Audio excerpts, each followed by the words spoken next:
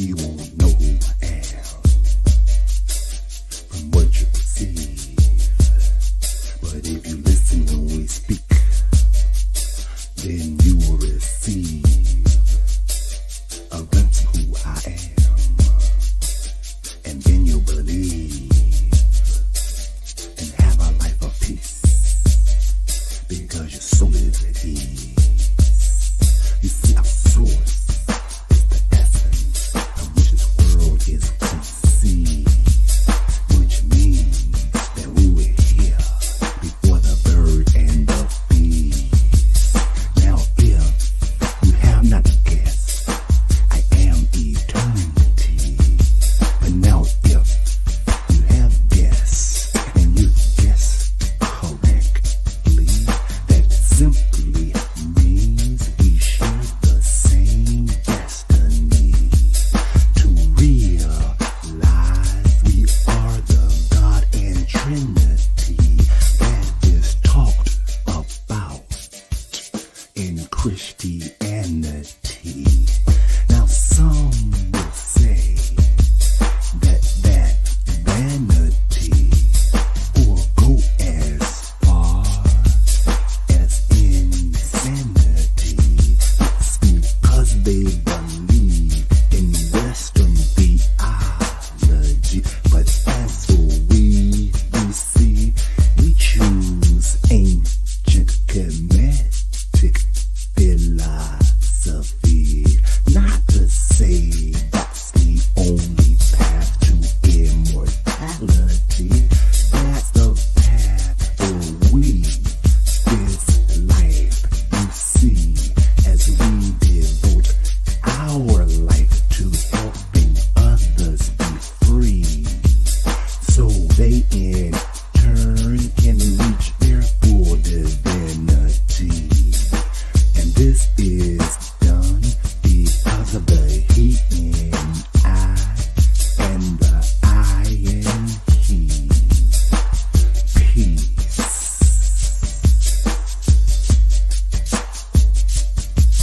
and wholeness.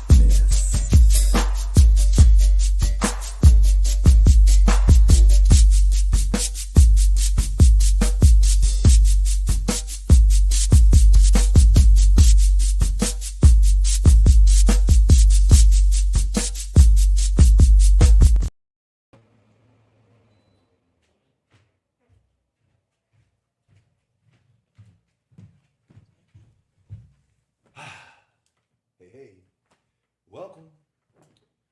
Greetings and heavenly salutations to one and all. And we are here once again, live for our Soulful Discussion.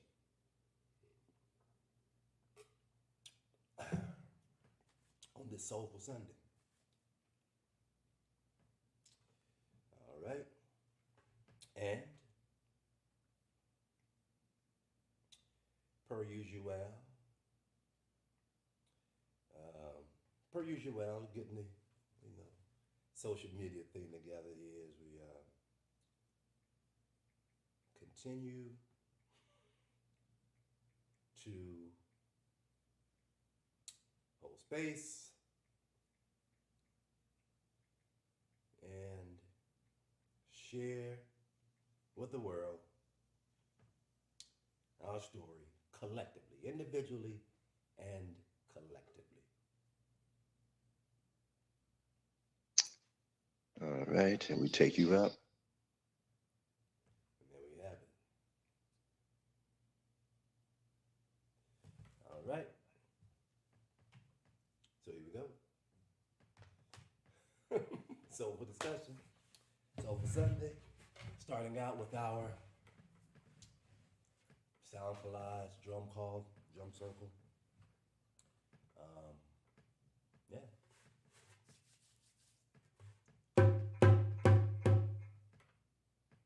There's a lot of, maybe mute this thing here.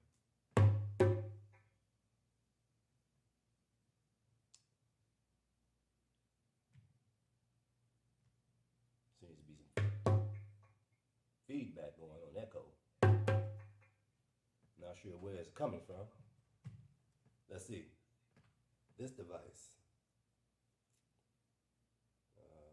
1, 2. All right, turn the volume down. There we go.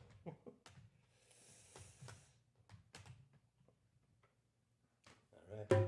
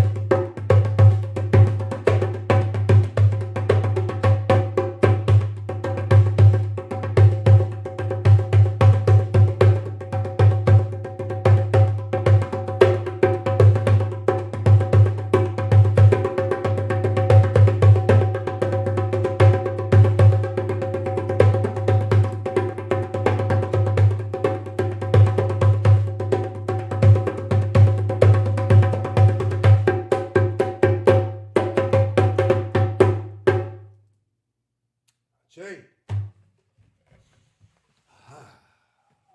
Yes. As our energies rise up off the drum, then our energy rise down with the sound bowl. As you breathe into the now, relaxing or releasing, becoming coherent in this present moment, where our physical, emotional, mental, and spiritual bodies are aligned and operating as one body. Giving thanks for all there is, all that was, and all that shall be, as we engage and participate in the feeling and discussion of what it is we feel of all there is, all that was, and all that shall be. Therefore, allowing this being, our physical body, to experience the soul, the fullness of the soul. Hence, Soulful Sunday.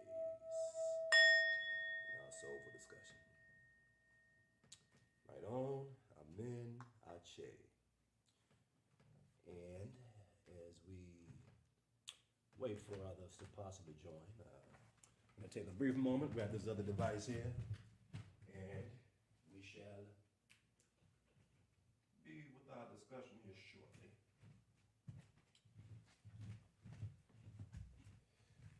Again, there we are, live on Instagram as well. And we have another idea to see about pulling that up on this device so that we engage with those individuals viewing on the gram. Let's see, let's go to Instagram. Instagram is soul healing. All right. So we pull up our account. We're unable to find our own self going live. Isn't that something? There's something here.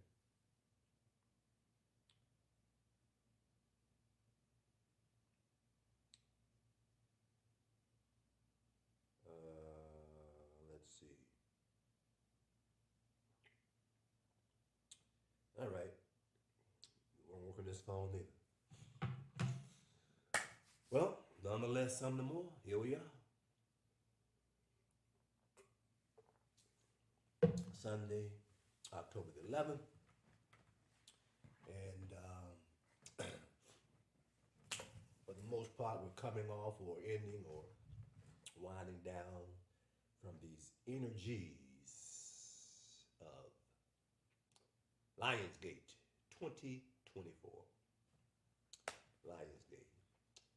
So, why not just begin with that? Our Soulful Discussion, Lionsgate, right? The gate of the lion. So,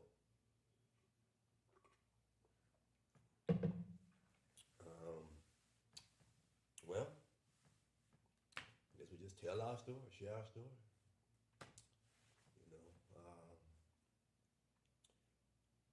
Before getting off into the Lionsgate experience personally,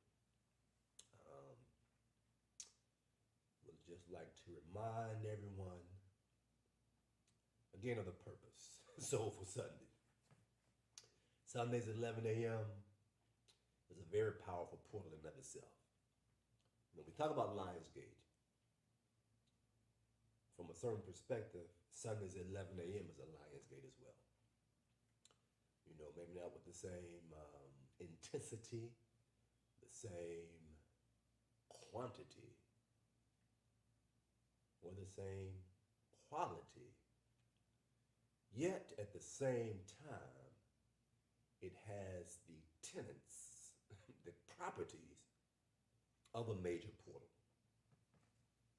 Why is that? Well, because right now, this very hour, specifically on the East Coast, the Eastern Standard Time, there are many individuals engaging in some type of ritual. The more commonly called ritual of church, right? And for the most part, we're speaking of Christianity. Yet there may be also other Muslims and or Jews, that may be gathering around this time as well. And as the time goes on, Central Time is around 10 something, so very soon they should be engaging, Then you got the West Coast time, so pretty much, again, 11 o'clock is a good hour, whichever time zone you're in. There's a lot of activity going on around spirituality. People are relaxing, open up, and communing with the unseen. The living and the dead unseen. Isn't that something?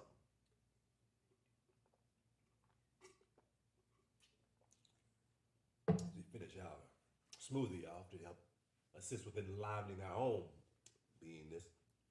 Yeah. And even with that, just a comment or, you know, again, perspective on the metaphysics of spirituality, or better yet, the metaphysics of religion during this portal. Um, you know, Christianity, for the most part, look at Yeshua, Jesus the Christ. Someone who has, you know, as the story goes, was alive, and now they're dead.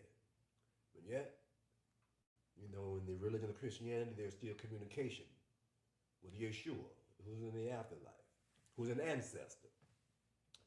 So as quiet as it's kept, you know, whether people admit it or not, Christianity deals with, for lack of better terms, ancestral worship. You know, that's a term that a lot of times being used by Christians who wants to put a spin on it and say, you know, a lot of times say that ancestral worship is not something that, you know, that they're involved in, or, you know, why do it, or, you know, that's some of the African stuff, or, you know, it's all these things that kind of degrade or put a lesser value on so-called ancestor worship. And personally, you know, it's not so much ancestor worship, it's more so acknowledging our ancestors, edifying, you know. The same as most people, you know, every year for the most part, honor Dr. Martin Luther King. You know, there's a national holiday now, you know, honoring Dr. Martin Luther King, who is an ancestor, you know. And for those who say, you know, it's not a day on, it's not a day off, but a day on, let's continue his dream. You know, what did he do? And, you know, recite his speeches and, you know, different things like this. Maybe looked at ancestor worship. Again, even in the church. You know, the church in Christianity acknowledges Martin Luther King, you know, his birthday for the most part. You know, we have Malcolm X. So just kind of briefly sharing insight on how, for the most part, we're doing the same, just in a different way. And because of it's called by a different name, there tends to be a separation, right? And, well, we do it like this, and y'all do some other stuff that's not, you know, whatever they call it, you know. It's been so long since my person's been engaged with those things. It's, you know, it's kind of challenging sometimes to pull up these sayings when people want to challenge. For the most part, those when certain Christians want to challenge those who embrace other ways of engaging in their spirituality that's beyond or different from Christianity. So, but at the same time, again, it's very similar. You know, again, the same but different. Yes and no. And the part of our responsibility, or my personal responsibility of holding space on Soulful Sundays, or the Soulful Discussion on the Soulful Sundays, is to again bridge the gap, you know, to unify the concepts. Because if everything came from source energy, you know, then everything is connected. And the more that we separate, then the more that we separate on the outside, again, whether it be the different religions separating themselves from each other, you know, Muslims, Christians, and Jews, and, you know, Hinduism and things like that. It's to also the same degree that one is being separate from creation, you know, separate themselves from creation. Whereas the more one acknowledges and recognize the sameness, the oneness, the similarities, the more that one is unified with creation. Why is this important? Well, the law of correspondence suggests that when you separate on the outside, right, with the emotion of so-called good and bad, so-called right and wrong, that, and that emotion that if that is different or wrong, that it should be the other way. And if there's energy that's going towards to change it so that it can be more in alignment with whatever one believes, because whatever is not in alignment is wrong and different, it's got to be this way, then that's the same thing that's happening on the inside. As we have these various systems of the body, somewhere along within our being, with that perspective, there is an emotional separation from some part of what is not our being. Whereas as opposed to a perspective of acknowledging what is different and yet honoring or allowing it its space, its freedom to exist. And what that looks like is acknowledging, well, as the saying goes, I believe this, you believe that, and that's okay. Certain things we can talk about and engage with. However, our journey together may be limited because our beliefs are not in alignment, which comes back to being equally yoked, which again allows for acknowledging of something that's different, yet there's no emotion to want to change it. You're simply allowing it to freely express itself. That comes back to within inside one's own physical being and energetic being, that one allows oneself to fully express itself. And this is important because from a certain perspective, good and evil is on the inside. Right and wrong is on the inside. And the more that we accept the so-called what may be wrong or evil or devilish, when we accept it, it becomes right. If that makes any sense. Some of the concepts that my person speak about, it may be hard to grasp for some, even though these words are familiar. They're not any unfamiliar words. However, the way that my person is using these words to bridge concepts in order to assist with perceiving creation in a more holistic way, it may be a little far-fetched for some. And that's okay. That's okay. That's okay. Because we all have our belief system, BS belief system. And at the core of that belief system, well, at our core belief system, whoever aligns with our core belief system, hence the longer and further we can walk on our journey together, hence we are more equally yoked because we share the same belief system. So anyhow, again, we just simply just sharing concepts, perceptions as it pertains to this portal on Sunday, this Sunday portal, which we are engaged in right now on this Sunday. So, powerful portal. And was mentioned Sunday's portal. Every Sunday is a portal, in relationship to the Lionsgate portal. Well,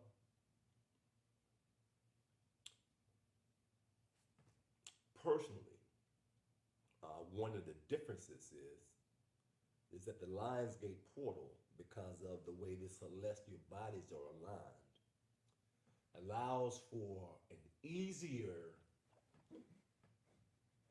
engagement with these metaphysical concepts, teachings, ideologies, philosophies that for the most part is talked about on Sundays. It allows us more to effortlessly feel, our own alignment or lack thereof, or our own alignment, whether that be a high vibrating alignment, we feel good, or whether the alignment may be kind of shaky and rocky and we feel tension, you know. Because of our alignment, the more aligned we are within ourselves, the more that we feel peace, you know, the more that we feel at ease because of an alignment, you know, less tension. And tension is, you know, being pulled in opposite directions. There's stress. Whereas the more alignment, there's less stress, you know. And again, the more we perceive creation as some things are bad and they shouldn't be here, we got to get rid of them, we got to fight this stuff because it's so bad, then the more on the inside that's taking place. We're fighting ourselves on the inside, fighting what we believe. You know, it could be what we believe and how we're showing up.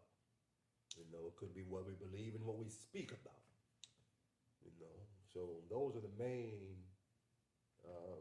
ways in which our attention shows up.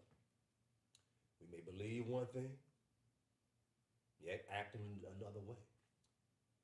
And or we may speak something, and our action don't align with what we speak. Or our action don't align with what we really think and what we really believe. And these things causes tension, causes stress in the physical, emotional, mental, and spiritual body, right?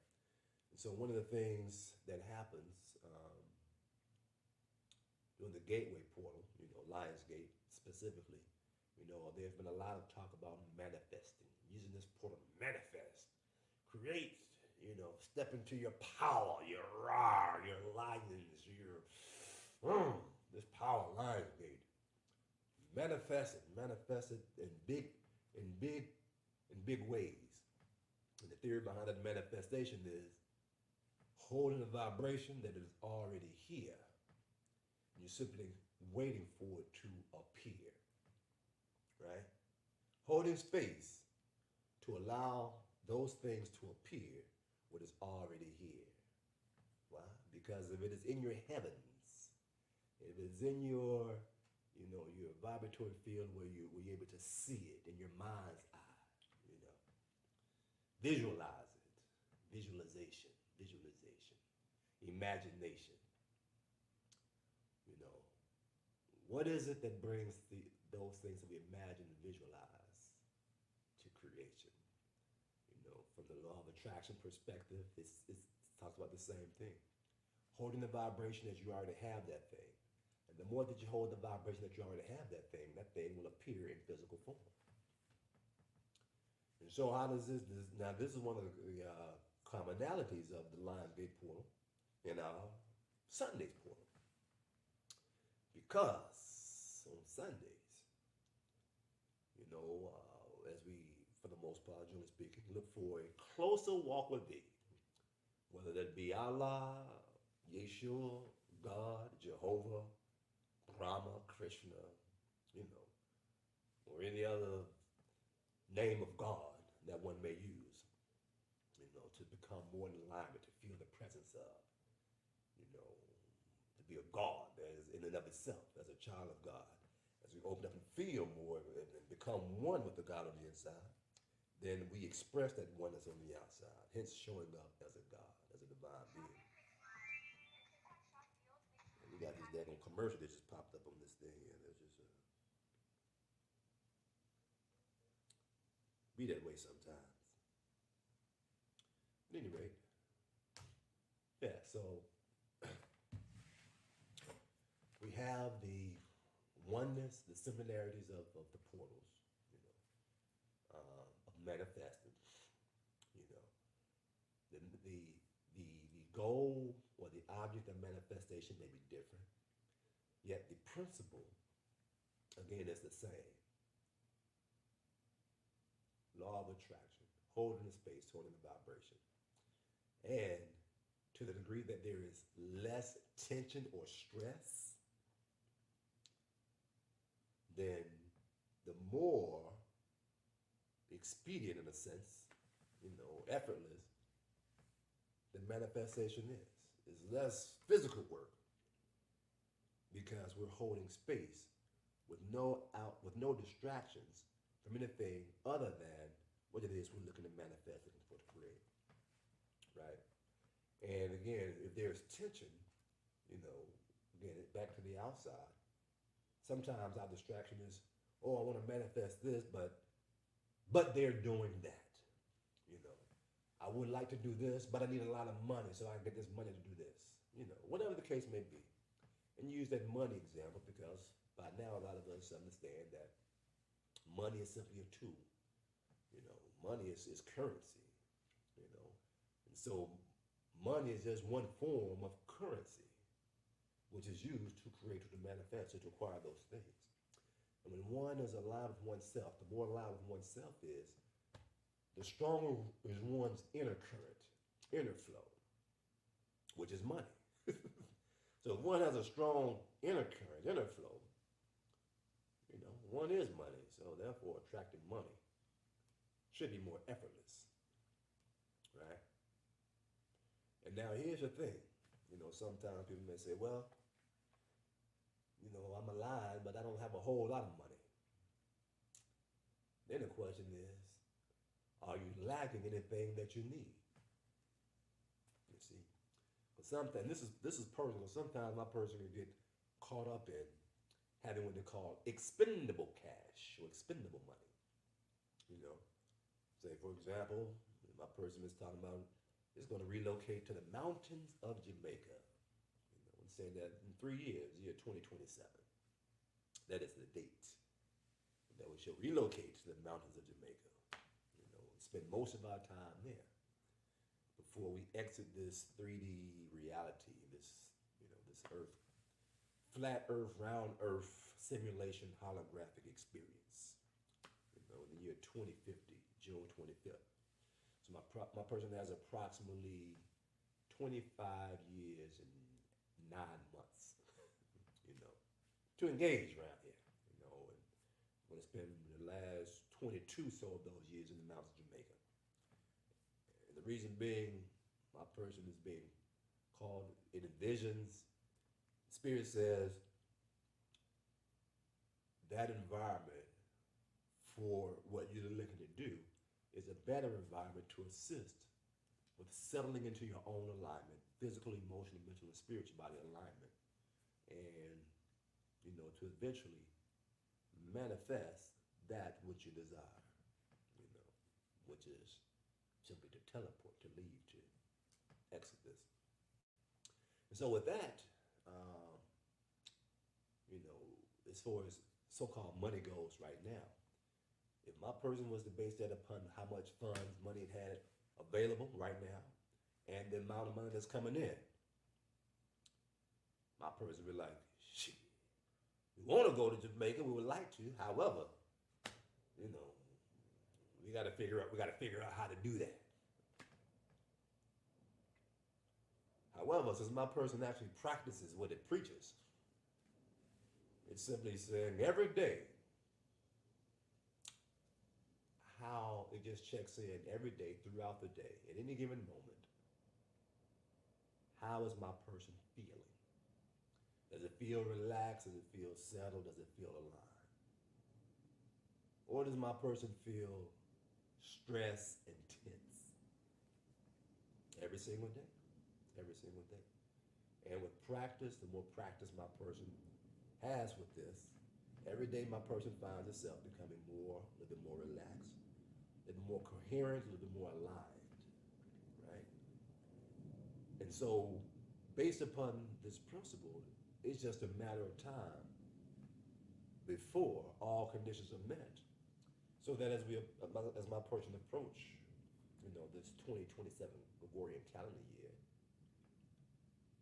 it will happen, without knowing the details. Yeah, most of us are familiar with the Christianity. Put it in God's hands. Don't worry about the details as much. Just have faith it will manifest. So this is what my person is at this stage of the game. Having the faith that what my person speaks, that it will do, will manifest. Simple as that. Some say speaking things into existence, right? Not worrying about the details, just speak things into existence. That's that faith. And we also know that they say faith without works is dead. And so what are the works while having this faith? The works is simply working on self-aligning, working on being present in this moment in a coherent state of beingness, emotionally, mentally, spiritually, so that this physical body again experiences more of the all, more of source, more of creation, more of God, so yeah, this is what my person is. So we speak a little bit more on this Lionsgate thing. It's 11:40 now. Just checking the time, and sometimes it be like this, which is okay, because what else is my person to do between now and the year 2025? Except hold space, yeah. So this past Lionsgate, that's my person's biggest takeaway from the Lionsgate. Having the courage of the lion, so to say, to simply communicate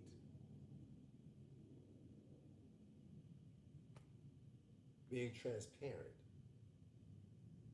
with what my person thinks or feels about any given situation. At the same time, understanding that my person's on a different timeline than most people. At best, those who may be more closely aligned may be those who may be looking at, say, retirement, to settle down, to leave the country, and say, oh, I'm going to go settle down in Ghana, I'm going to go to the motherland, I'm going to do this and live out the rest of my life in peace, and, or working hard right now, so that at some point, retire and live my life in peace, right? So my person's projection is a little bit beyond that. Welcome. Sister Trudy. Uh-oh, you okay? You hit the toe, did you? Yes, I did. Oh. It did hurt badly. It hurt badly. Oh, it's hurting goodly then.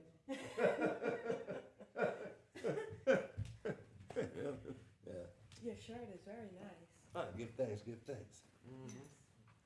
Yes. Just sitting here talking to self out loud, to self, those who may be, in one time, not to mention another.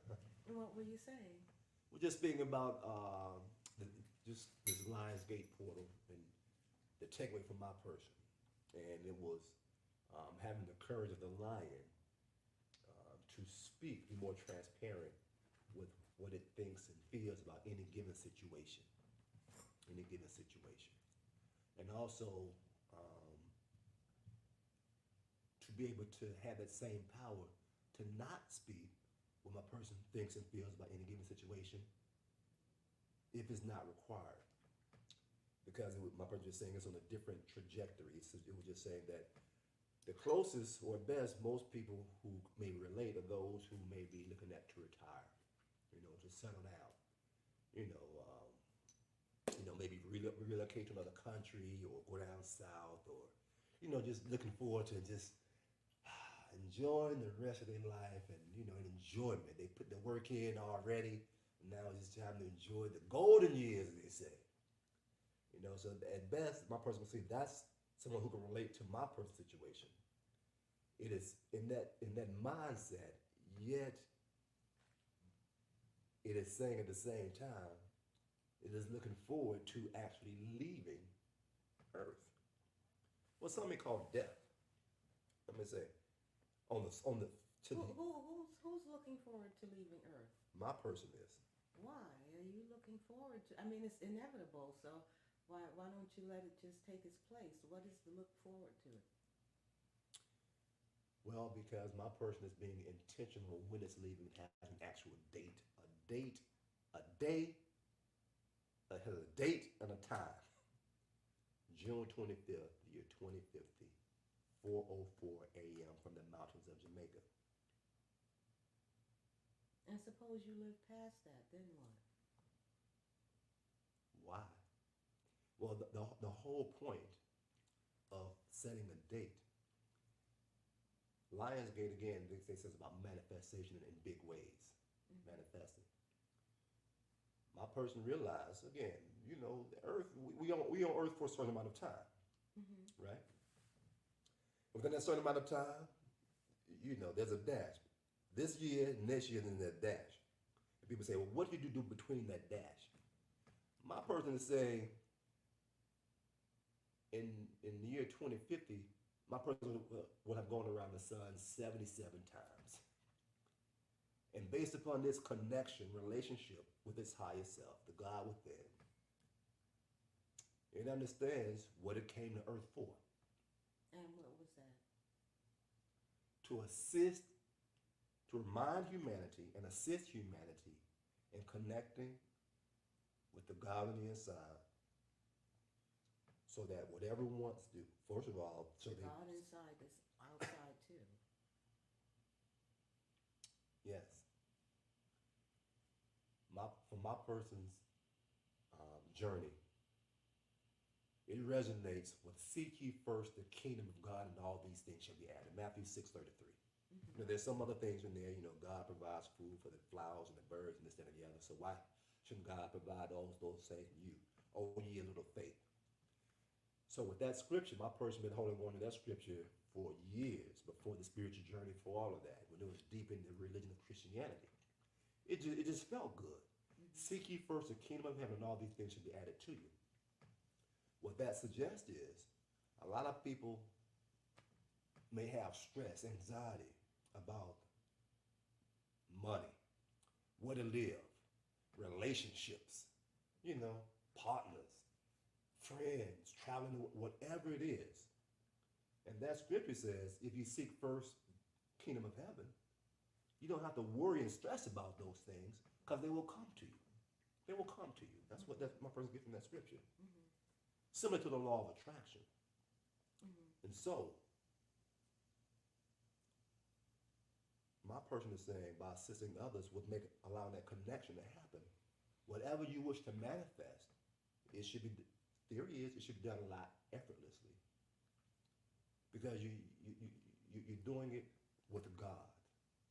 Because if God is on the inside, which scripture also says, the kingdom of heaven is on the inside, seek that first on the inside. And that cultivates a relationship with God. So much so, like any relationship. And then they say a man leaves his mother and father, finds a wife, and the two shall become one. So the two become one. So they operate as one unit. Husband and wife operate as one. So by seeking first the kingdom of heaven and cultivating that relationship, one works just like a marriage, as one with God. And if you work in one with God, and if God can do all things by becoming one with God, the individual can do all things as well. Whether it be cutting hair, you know, whether it be a seamstress, whether it be, you know, somebody who works in the office, you want to own your own business or, you know, trash. Usually just like cleaning up. They like to clean, you know, feng shui and energy. Whatever it is one wants to do in life, you're doing it with God. So it's that different thing with it. So personally, that's what my person came to do, remind people, hey, why stress out about this, that, and the other? Because society, for the most part, is set up so that people are more concerned about what's happening on the outside, the material world, right? Which is cool. Everything's a choice. My personal suggestion that if you go first on the inside, whatever it is on the outside, it's just a matter of time before it appears before you, because you have the desires of your heart. And that's it. And so, and my person is currently, doing that, serving here as the high priest of Mother Earth in his own unique way as a soul. Because many people, pardon, many persons have a similar. Uh, I'm sorry. Can you? I apologize for interjecting. Child, ask questions. Shit. Otherwise, we just keep on talking. Because You just said Temple Mother Earth is a soul. did not say that. However, Thank you for clarifying that. how Temple Mother Earth is a portal. Portal. Is a portal for souls who are on a specific journey of connecting, with God on the inside, and or another way of saying, for those souls who are looking to allow their soul to fully come through and be expressed in this world. Either perception, concept, they're very similar. And again, Temple Mother Earth is a place for souls to come to, connect with their higher self and live their life based on it. Yeah. When we come here, we are entering in some kind of special zone. Yes. As in the energy is different here. It is different than a lot of places. Yes. Mm-hmm. Mm-hmm. Good.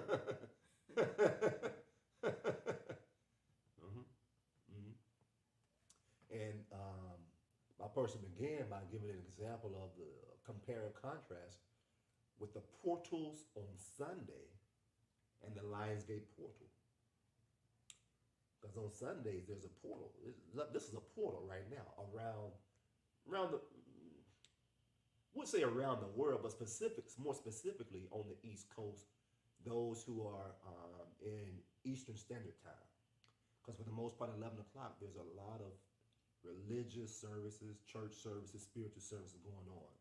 Different denominations, different perspectives, whether it be, there's an Akan meeting going on up in the root school. There even spiritual people, organizations, generally, a lot of them will meet on Sundays at 10, 10:30, 11 o'clock.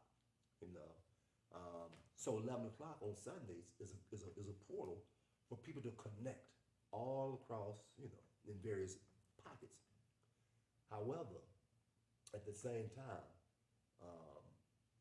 coming from Christianity, we definitely know that that's one of the main portals, being Christianity. And also, coming from that portal, indoctrination on Sundays in the church, various churches, a lot of the talk and a lot of my personal experience is about worshiping Yeshua, or Jesus, or God, and from the perspective of worshiping Jesus, it's looked at, that may be considered ancestral worship, which some Christians say is, oh, you worship ancestors, you talking about deities and, all these many that you worship, you African worship ancestors, but if you're in Christianity, if you worship in Jesus, who has died, and saying you still talk to him, Jesus came and visited me, I heard from Jesus. You communing with an ancestor. And if you say let's worship Jesus, my daughter right? That because we're Christians, Jesus is our ancestor for the Afrocentric people that wanted to challenge. She would encounter, you know your ancestors, Jesus. Right. And so one of the things that's okay, and that's fine. We're just again making we're making the similarities between that portal of, say, Christianity and this portal. However, the difference is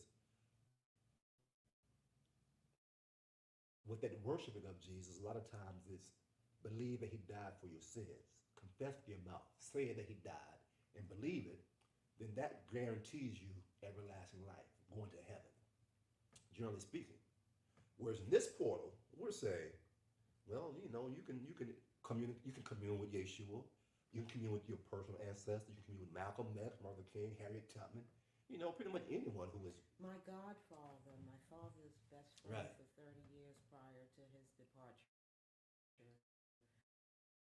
from Earth, he came to me after similar to what he experienced that I never saw earthly. I only saw him after the fact many years.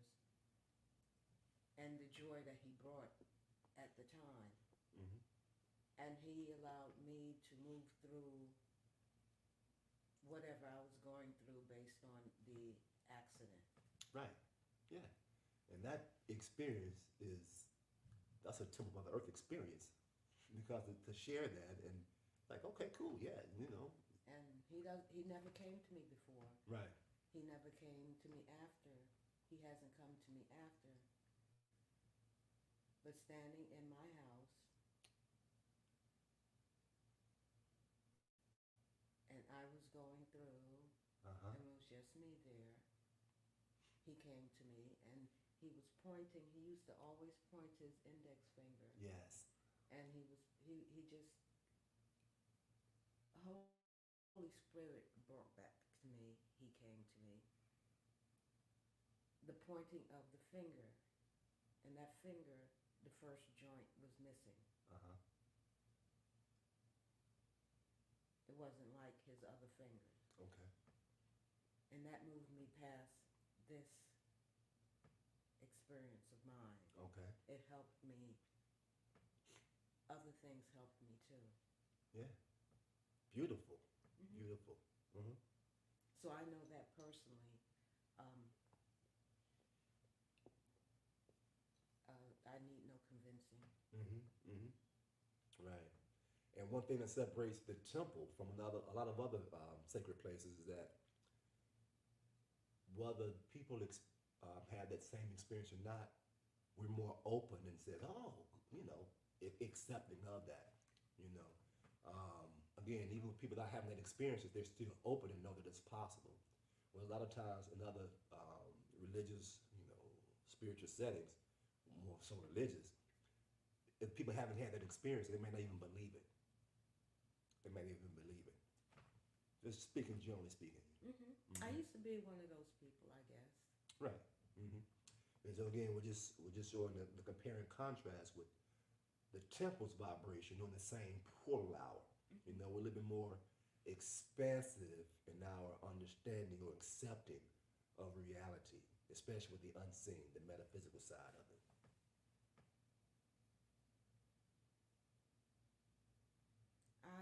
I believe I am, and I also believe that there's a part of me Mm-hmm. that thinks if I go too far or something, I might be in a zone that God is not appreciative of. So I try to stay in prayer, so I don't do that. What would that? Where does that belief system come from? From my conditioning. Mm-hmm. Mm-hmm. And does it serve you? It's just there. It doesn't haunt me. It doesn't torment me. It's just there. Mm-hmm. Okay, so another perspective is from that conditioning could also limit you from, like you say, you don't go too far into metaphysics because you say you don't want to go to a place in the astral or spirit world and say God may not want you to be or that may not be the best for you. Well, Just get some clarity on that. I have a good connection with. It could be better, but with spirit. Mm-hmm. And I'm thinking that it would speak to me somehow, wherever that might be. Okay. Mm-hmm. Mm-hmm. Yeah. And if it does, I'm not going to move against it. Mm-hmm. I might find myself going somewhere saying, okay, God, here we go. Right. Yeah. That comes back down to seeking you first, cultivating that relationship. Because cultivating that relationship, we begin to recognize God's voice, and hear it a lot often. So again, even though the conscious mind may not be aware, or it may be an experience that we may have either not wanted to do for years, or people have said something about it, so we kind of stayed away from it. However, cultivating that relationship, we may hear it's okay to do it because you need to do it for your purpose because this is how it's going to serve you. So go ahead and engage in this experience, or go ahead and do this, something that you would either didn't think about. I wish God would speak to me so clearly. I really do. I really do. God is like to the point, and maybe one word or something. I was going through. I was downward spiraling, looking in my bathroom with a mirror. Uh, Spiritually in any other kind of way, and in the metaphysical sense, and I heard this overwhelming "I love you," Okay. and it was like a resounding voice. But I know nobody was in that bathroom with me, Yes. and I know I'm sane. so Yes. so it was. Was there a time in your life where you feel as though you may have heard more from God or more from that spirit? Maybe childhood, teenage, middle adult, is there a time where? No, no, no, no, no, no. And God understands me that I am open, but in my carnal self, I can experience fright or whatever, and God will not not. I'm sure I've asked, please, just don't. I don't need to see everything. I don't need to experience the spooky side of God. Oh. Yeah. So maybe God is just waiting for you to release some of that fear and become more courageous, so that, because just a theory. Based on Holy Scripture, that God doesn't give you the spirit of fear, but that of power, love, and a sound mind. Yes, yes. And if you have that spirit of fear, maybe God's like, well, whenever you're ready, we can assist you with your growth and development, because there's some things. Okay, God, I'm ready. I'm ready. I'm ready. Yeah, yeah. And I'm gonna remember I said that here. Okay. Right. Amen. And one thing that may go along with that, if you have faith that God will begin to do that, then there's the work that you must do at the same time. Oh, good God, yes. Right. So, and then that's specific to you as far as what does it look like to begin to release some of those apprehensions and fears, Well, I am in my carnal working on me. Like I've said as of yesterday, I'm ending all of this spending. Okay. Because I really don't need anything else. And I'm not going to tell myself I need this or I need that. I've lost 50 pounds that I ate on myself. I took it off, and I know how I did it without any aids. And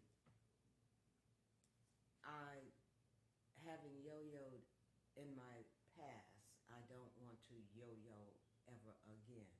Okay. You know the cause of the yo-yo? I guess I get in some kind of conscious, unconscious mode, and until I wake up, I'm bound by the spirit of gluttony. how I try to reason, but my acknowledging helps me. Also, changing into a vegan helps me. Okay. But like the owner of Dave's Natural Market told me one day when I was in there shopping, this food can make you fat too. Yeah, it does. It can. It can. Yeah, absolutely. Even if you call yourself eating healthy and all. And I don't know why he spoke those words to me, because I never told him about my journey as far as that's concerned, yo-yoing or what have you. Maybe he says that to everybody because a lot of people yo-yo. Right. Lose weight, put it back on, lose weight, that kind of thing. Or maybe he was uh, just simply being a messenger of God. Mm-hmm. Yeah, yeah. I like that messenger of God thing. Mm-hmm. Yeah. My person definitely embraces that these days. Whenever he's engaged with people, whether we're familiar with them or not, you really listen to what they're speaking. A lot of times, they're speaking about something that my person should be more aware of, or that something desired had been aware of, and saying you're doing good on it. So either one of the two things is saying yes, you're doing good on this, or you should look out, be mindful of this, this way. So my person just stays open in all conversations, as well as the inner conversations, at night, specifically at night before, retiring. Some people, growing up, used to say prayers. Now I lay me down to sleep, I pray my Lord my soul to keep. If I should die before I wake, pray the Lord my soul to take. That was, one of the common prayers as a child. First one I learned, it was so simple. Get on the knees at night and pray. Growing up down south, that was instilled. And, at some point gotten away from it. Yet today is back engaged in that. It's just in a different formality. Not necessarily my person on his knees, but it opens up to commune with spirit and higher self. And based upon the communication that happens within, it is easier when people engage with God on the outside. People say certain things. There's a relationship with what was spoken with God on the inside. So that's when my person says, oh, yep, okay.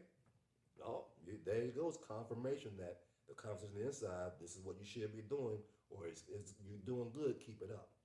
So it's that seeking you first, get this inside, and then looking for the feedback from the outside to confirm about the conversation on the inside. And I have to, I hope you don't mind me sharing, but I have to engage in mindful eating. I have to know when, why, and how, and not just freely indulge. Yeah, right. Because I was socialized with no restriction. Right. Mm-hmm. Yeah. Yeah. Sometimes too much freedom. Sometimes too much freedom puts us in slavery through addictions. Because a lot of eating disorders may stem from emotional, comfort eating, emotional eating. Right. Mm-hmm. Yeah. Mm-hmm. So much so, I started reading the Leaving Large, and I found myself just putting it down because as I was reading it, I was consuming food. It drove me to. I felt like it was driving me to eat more. Okay. I shared that with my sister, and I was saying this book I'm reading. It says Leaving Large, but it talks about food all the time. So she says, well, the book you write, maybe you should take that angle on it that you are seeing the deficiency in. Okay. Right. Yeah. makes sense. Fill in the gaps. Yeah. Mm-hmm. But I didn't think that was very helpful. um, and she said, finish the book. Mm-hmm. That was helpful because then I picked it back up and started reading it again. It's a little tiny book. Okay. I've read books 10 times that size from cover to cover. You know, I guess it's helping me see myself as I go through, Mm-hmm. Mm-hmm. and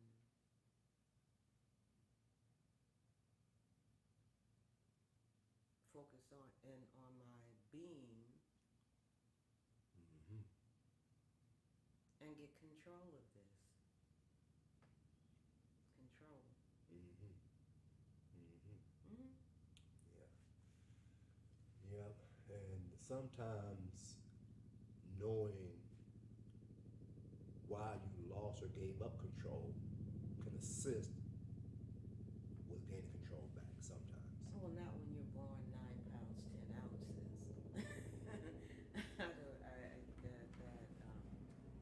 That it's you're probably starting from a deficiency and all. Maybe. Maybe. Maybe. And then again, even with that is, so what happened in the womb? What type of practices, eating habits, and rituals that you recall growing up as a child? Was it, put everything in front of your face and just ate everything, or was just enough, but you find yourself want to go back, or so again. Well, there was joy. I was around big people, except my father. He wasn't overweight. But he kind of relinquished that religious thing to my mom. Okay. Mm-hmm. And there was always a lot of food. Okay. And joy about having the lot of food. Yes. Uh-huh. And no one was criticized or advised for any reason to limit their consumption. Mm-hmm. So this is the portal that you came through. You came through the portal of gluttony. Yeah. Yeah. That's this. Yeah. Yeah. Mm-hmm. Yeah. Mm-hmm. It makes sense now. It doesn't make sense. It doesn't make sense. Now that I know differently. Mm-hmm. Yeah. Uh-huh. Yeah. And now this is the work of releasing that program that's inside the physical body. Because the theory is that experiences that we continue to do over time, it creates muscle memory. Like neurons keep firing in a certain way because we keep thinking in a certain way. We keep the habits. The more we do habit, the more habitual we are, the more the physical body remembers that. And it holds it inside the body because it's energy. Well, I don't disagree. I compost. So when I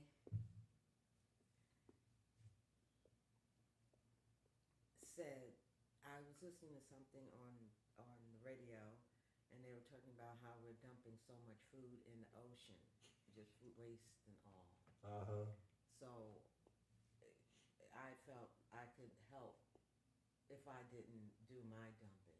Okay. So I began to compost. Mm-hmm. So I went to Amazon, and I wanted something to help me, cause a garbage bag or something like that didn't seem adequate. Okay. And I guess I heard someone say a compost container. container in this piece that I was listening to or Mhm. something, and I got a compost can, Okay. and I put all my food that I am not going to eat for whatever reason in that can. Uh-huh. And once it's full, it's a gallon. They had a 2 gallon, but I thought a 2 gallon was too big. Now I know maybe I should have got a 2 gallon, so I don't have to dump it so frequently. Uh-huh. And that thought is not deceased. Um, but so yesterday, one of my tasks was to take the compost to the compost area and dump it, Uh-huh. along with everything else I had to do. Right. Um, and the compost area where I go is connected to the organic market where I shop. Okay. As in, there are only certain things I can get out of this store Mm-hmm. Mm-hmm. that I won't find in the other store where I shop. Right. And I literally don't have any space in my refrigerator. Literally. Yeah.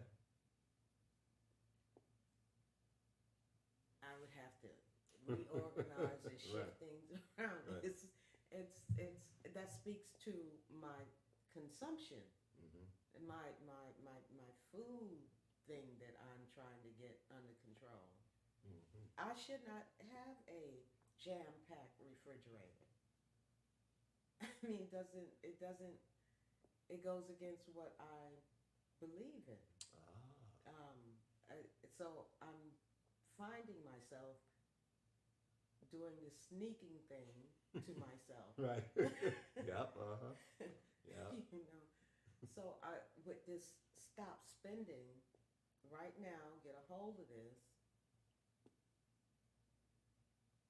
and so much so I said, okay, no more spending in August, no spending in September, as opposed to no more spending infinitely. Right. Right. Yes. Uh-huh. Yeah, that makes sense. Yeah. So, and I'm only saying this to hear myself say it Mm-hmm. now because yesterday it was no more spending for the rest of August and no more spending September, Uh-huh. which is ridiculous. It's not like I get a break in October. Now I get to go crazy again because this is crazy. If I don't need anything, what I have bottles and bottles of supplements that I take Mm-hmm. every day. Mm-hmm. Yeah. And it's crowded on my counter with these bottles. Uh-huh. So I don't need, this is for my benefit, I don't need another new supplement Right. because my supplements that I have covers the whole gambit. It may not be in that one special pill, Okay. but when I take them all, I Right. got the one special pill in me. Right. Yeah. Uh-huh. So I bought my last one special pill for something I don't even have. Hmm. I just don't want to get it. That sounds like a little fear. Well, no, that's no, it's not fair. It's certainly not fair. It's just I don't want to get this. So if this is what I do not to get it, then I'm gonna do this. I have a choice. My person only mentioned that because right before that, you mentioned there's not one special pill that has everything, but you have all the different pills combined give you that's this one special pill, Right. By combining all of them, you create your one special by combining all of them. which is why I have these multiple bottles. Right. And so, if you create, if we understand this correctly, if you create that one special pill, then you take and with the food and the supplements and faith. So the supplements and eating healthy foods is your faith that you will not get anything. But then you say, I went out and got this other thing, just so I don't get something that I don't have. Right. So evidently, all the pills you got that make the one pill is still not enough. No, see, that's the thing. No, I was speaking no against that, because I'm realizing enough is enough, Okay. and too much is good for nothing. Mm-hmm. So you have this wonderful pill, yay for you, you know. Okay. But I'm in the regimen that affords me the benefit that you say your one pill brings already, Okay. and that's what I need to hold on to, as opposed to, oh wow, this new pill, you know. Yes. Right. You know, not and I know I don't even need it, as opposed to, you know, I need this new pill. Okay. I'm So, like, okay. So not fear, then maybe gluttony back again. yes, absolutely. Or greed or something. Greed.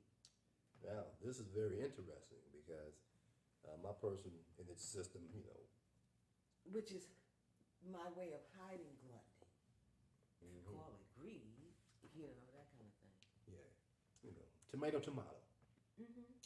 And so there is an association that my person holds and resonates with in its belief system, that our first energy center, commonly called the root chakra, have an association with the emotion of fear.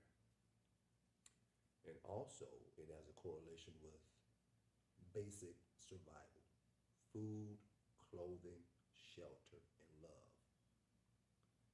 And so the correlation there, gluttony or greed, especially when it comes down to food, may be looked at as the fear of not having enough. So you gotta, oh, let's get all this, oh, we're good now, we got enough, and we ain't not, you know, because if it gets too low, it's like, oh, we're gonna run out, oh, we'll be too low, what we're gonna do? So let's keep enough food around so that we always have plenty to eat, because, you know, Lord forbid we don't have enough to eat, then we'll die. That's that, you know, because the basic survival needs, fear, survival is probably the ultimate fear of perishing, fear of death. You know, what's it called? The good thing is that things spoil. So it ushers in sanity as far as that's concerned. You know, you got to get rid of some stuff because now it's no longer good. So now I found myself in wasteful mode, Right. which is not good. And so consequently, I have addressed that. I don't, but my refrigerator is full. Right. Is your house full also? According to my daughter. Because of things that you buy? Because we're going back now to the acquiring things, spending money. Do you spend money just on travel or going out and doing stuff, or do you spend money on things? Oh, let's get this thing and bring it home. Let's get this thing. Oh, I can use this. I don't do that. I don't do that. I don't do that. And my point in mentioning all of this, revealing all of this, is that I saw myself yesterday. I'd said, if I'm going to stop spending, I'm going to stop spending. Right. So I buy this Castle soap. Okay. And I just had a little of one bottle. But I had another bottle that I don't buy frequently. Uh-huh. In another bathroom in a cabinet. Okay. that's full. Okay. In my sickness, I would not think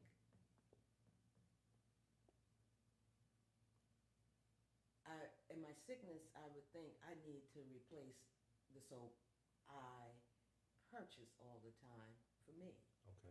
Not, I have a full bottle of some very good soap Right. that's just sitting there, and it will sit there even if I go and buy my favorite, Uh-huh. and it's peppermint. I Okay. like rose. Mm-hmm. What's the big difference?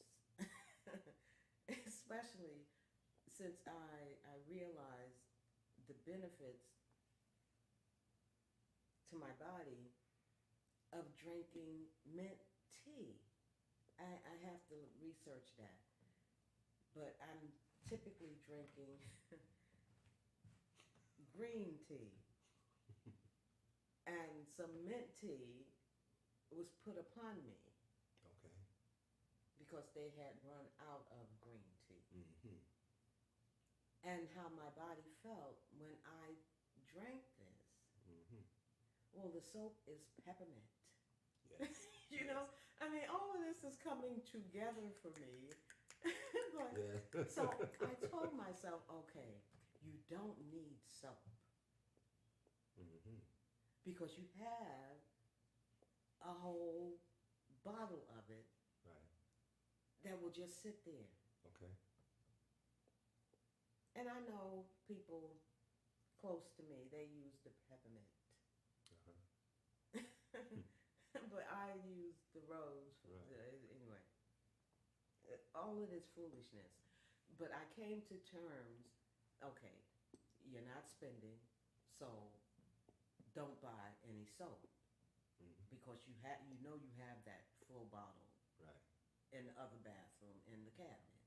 Use that. When you run out of that, then buy some soap. Okay. So I do my running around, Uh-huh. got my compost in my car. Of course, the store closes at this time. I can get some other things done before I run over there. Right. I get out the car to get my compost can, Uh-huh. and I reach back for a shopping bag. Okay. What do I need a shopping bag for? Okay. I'm not buying anything. Okay. I take a few steps away from the car, and I force myself to turn back around and put that Bag. shopping bag back in the car. Okay. You're not buying anything. But I gotta go through all of this. Congratulations. This is the work. Well, thank This you is the very work. much. Yeah. And I walked in the store. Uh-huh. They give free coffee in the back. Okay. I just heard someone say, now I stopped brewing coffee in the house. Okay. I have an espresso machine on the counter. I have a coffee making machine on the counter. Uh-huh. I have organic coffee beans in that refrigerator that's fully packed. Okay. About this big. Okay. And so I could have made a lot of coffee cups of coffee. Mm-hmm. But I heard on the radio, on a podcast, the coffee, if you're drinking coffee, you're drinking pus. Hmm. I'm trying to, Interesting. yeah, she said pus and not mucus. Mm. Because, dairy creates mucus in the system. So mucus is where germs grow. And you want to not facilitate that process. So I don't eat dairy. What is pulse? Pulse and mucus are different? I'm thinking because I'm thinking, if she had said, it wouldn't have hit me so bad if she'd have said mucus, because I'm doing things. I used to love ice cream. Haagen-Dazs, it was clean Yeah. ice cream. It just had the eggs and the milk and, depending on which type of Haagen-Dazs you would buy. Right. And when I went to Portugal, I saw the first standalone Haagen-Dazs ice cream shop. Wow. Yeah. Okay. Yeah. But they didn't do that like they did, like Jesus in the ocean, the statue, sitting there like maybe the Statue of Liberty or something. I'm trying to liken it to, and the ocean and that's connected to Lisbon in Portugal. Okay. And I was stunned. I was saying, we don't do Jesus like that. I was shaken. Because it takes a lot to have Jesus floating in the ocean. He did walk on water, so it's not. It depends on the perspective. He walked on water, so why not have him out there in the ocean floating? Well, see, it still takes a lot. Where does the ocean end? What's keeping them like that? How deep is this thing? and just just the mechanics of it all, and the money that goes into the mechanics of it all. I reason today, at that time, on the tour bus, I was shocked. Okay. All I could utter instinctively is, we don't do Jesus like that. Apparently they do though, so. Yeah. But anyway, so I stopped doing the coffee in my house. I stopped buying the coffee at least 80% or 90% or 99% outside of my house. Okay. Because of that pus statement. Because I don't want to create pus in my system. Right. Yeah. And years ago, the doctor that said, if you don't take the pill and do what I say, I would have to cut you. Mm-hmm. He said, stop drinking the coffee. Okay. But at that time, I was doing 3 and 4 shots of espresso. And so I took that to mean stop drinking so much of it. Right. Because Daddy did percolate coffee in the house and have his 1 cup a day. Okay. So maybe I need to figure out how to just limit myself to 1 cup. That's how I reasoned it. Yeah, it sounds good. Everything in moderation. That's a saying. Well, I typically am not doing any coffee. Mm-hmm. And this is a conscious effort. But I thought it was interesting how I would take the shopping bag out of the car and head into just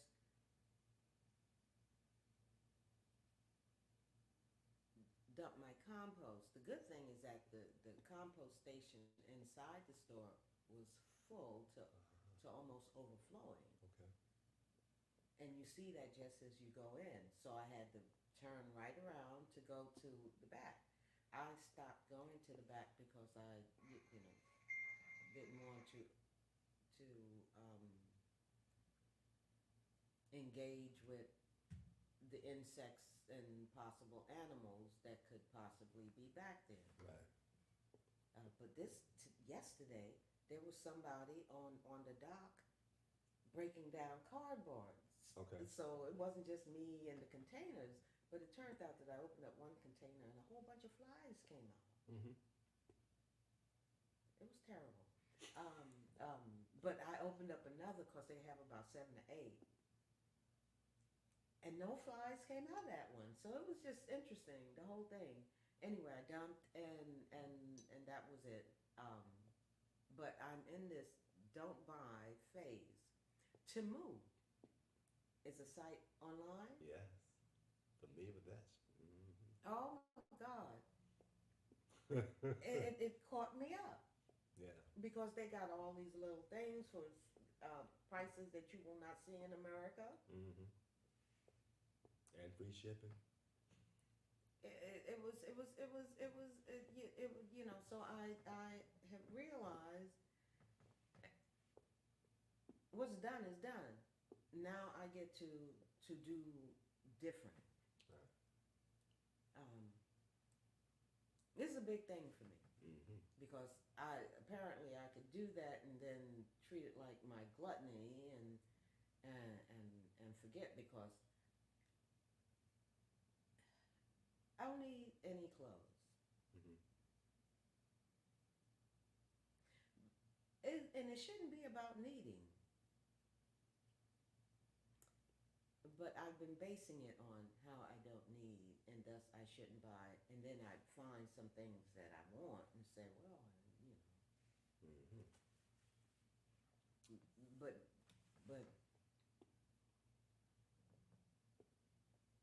now I have to be disciplined Mm-hmm. and be creative in my closet. I need to be disciplined and creative in my closet. Yeah. Yeah. Chakras 3, 2, and 3. There's a correlation with it. That discipline with chakra 3, the solar plexus, that action. It also helps us with our own discipline. The courage to say no and not do this. Because that solar plexus is about action. A lot of times it manifests in passion to either want to change somebody else, or they doing something wrong, we got to do something, let's come together, do something, or to change oneself. Oh man, we got to become better at this, so let's stop doing this and start doing this. Let's do this way. So this passion to be better, this passion to change, this passion to, and it's for self. That discipline comes in because in order to really create something, we say we don't need this because this is not going to get us that. We won't need that, so let's not engage in this stuff and only engage in this stuff. This will get us what we want. So that's the way to use that passion from our solar plexus chakra. And of course, the sacral, the second chakra, is about the creativity, that Venus energy. Mars, generally speaking, is at solar plexus. That Mars and the martial arts, martial law, that masculine energy, the discipline, structure. Then that feminine creative of Venus, that creative energy is like, oh, let's create this, let's create that, let's create, let's create, let's create.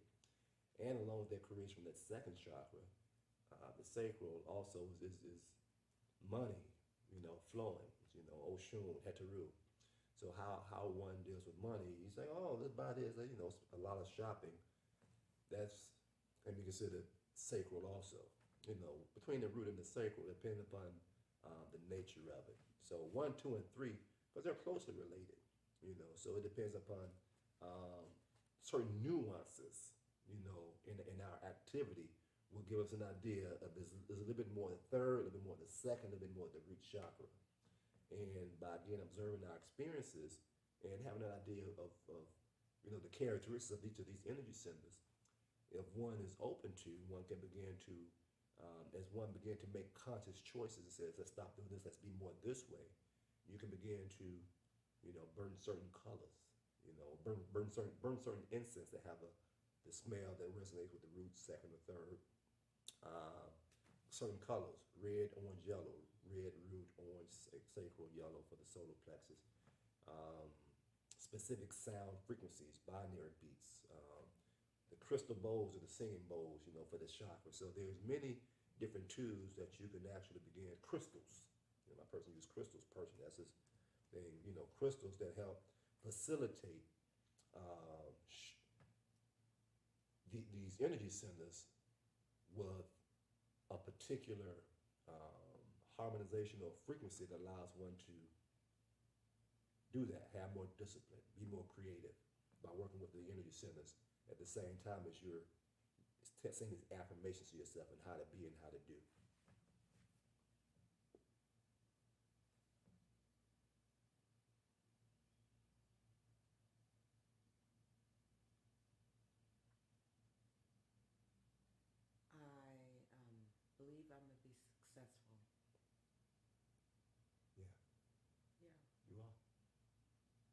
More so.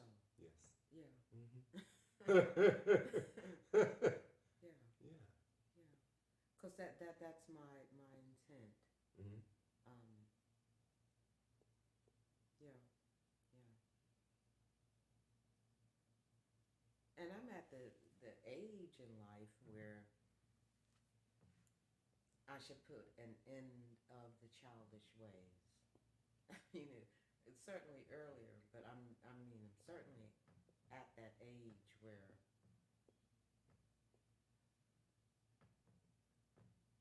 I need to put an end to the childish ways for whatever reason. Yeah. For yeah, Mm-hmm. yeah. The scripture says, when a child fathers a child, speaketh a child, did childish things.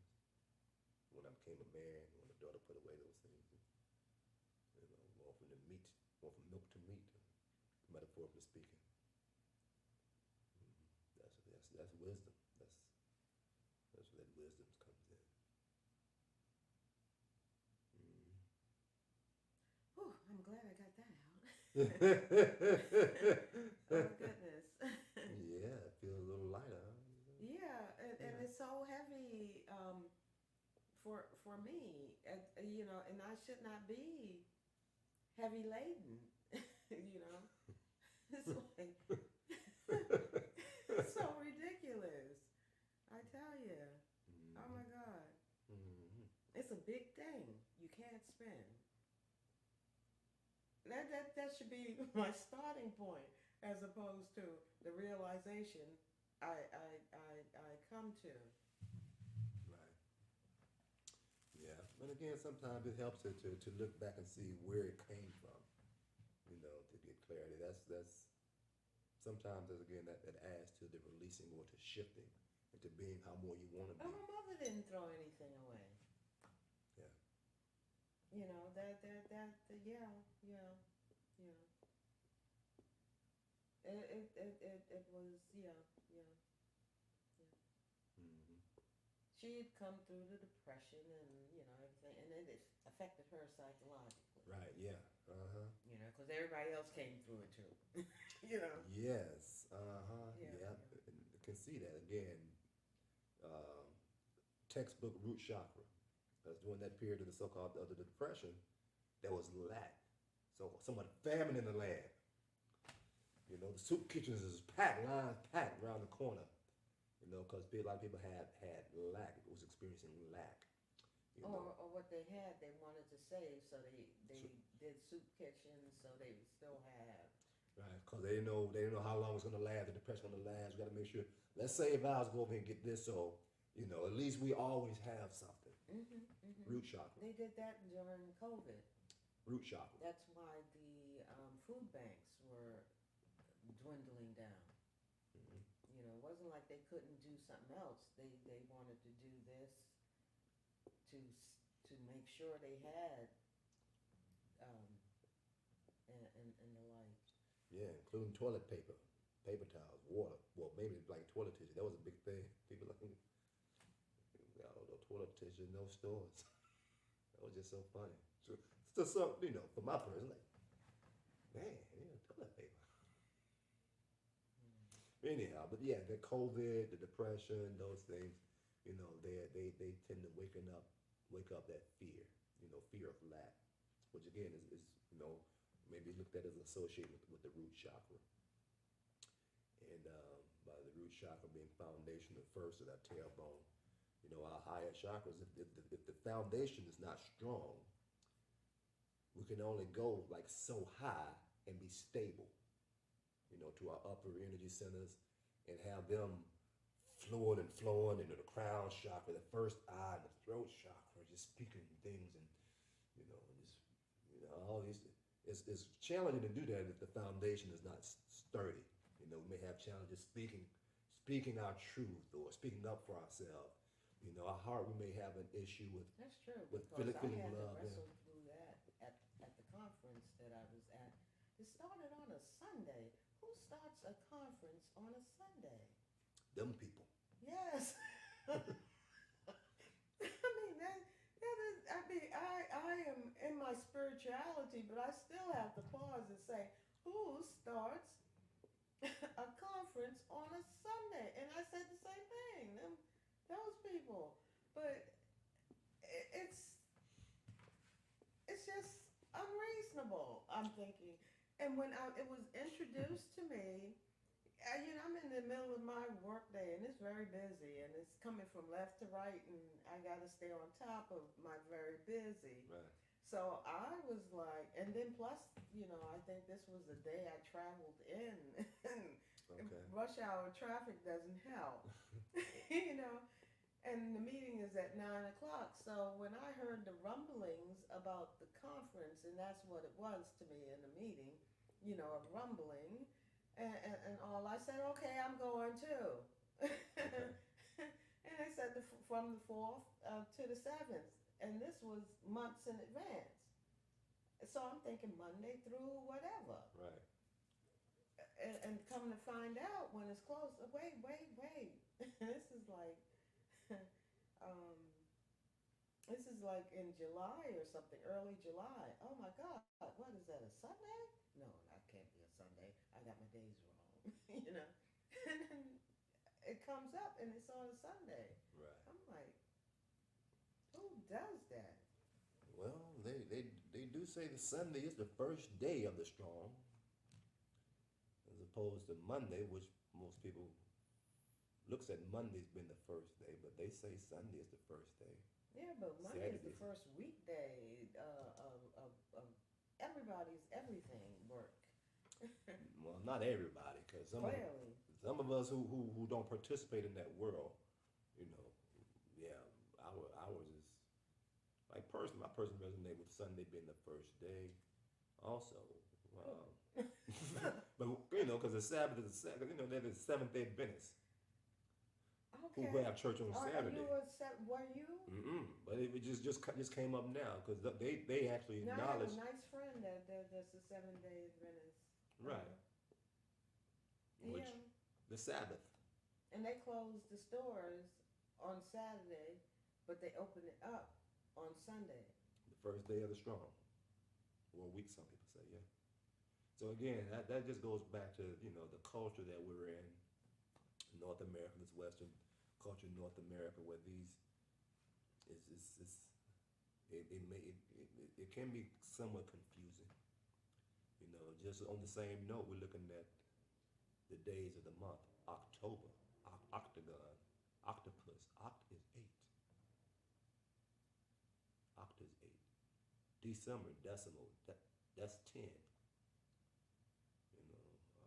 So from a certain perspective, October's the 10th month. October's the 8th. November's the 10th. October's the 8th. November's the 9th. December. October is the 10th.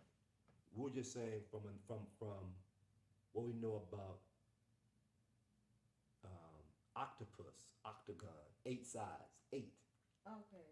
Oct Should be 8. Again, and we're saying if we look at October's being the 8th month, November being the 9th month, and December being the 10th month, because again, there's something about decimal, DEC, resonate with 10.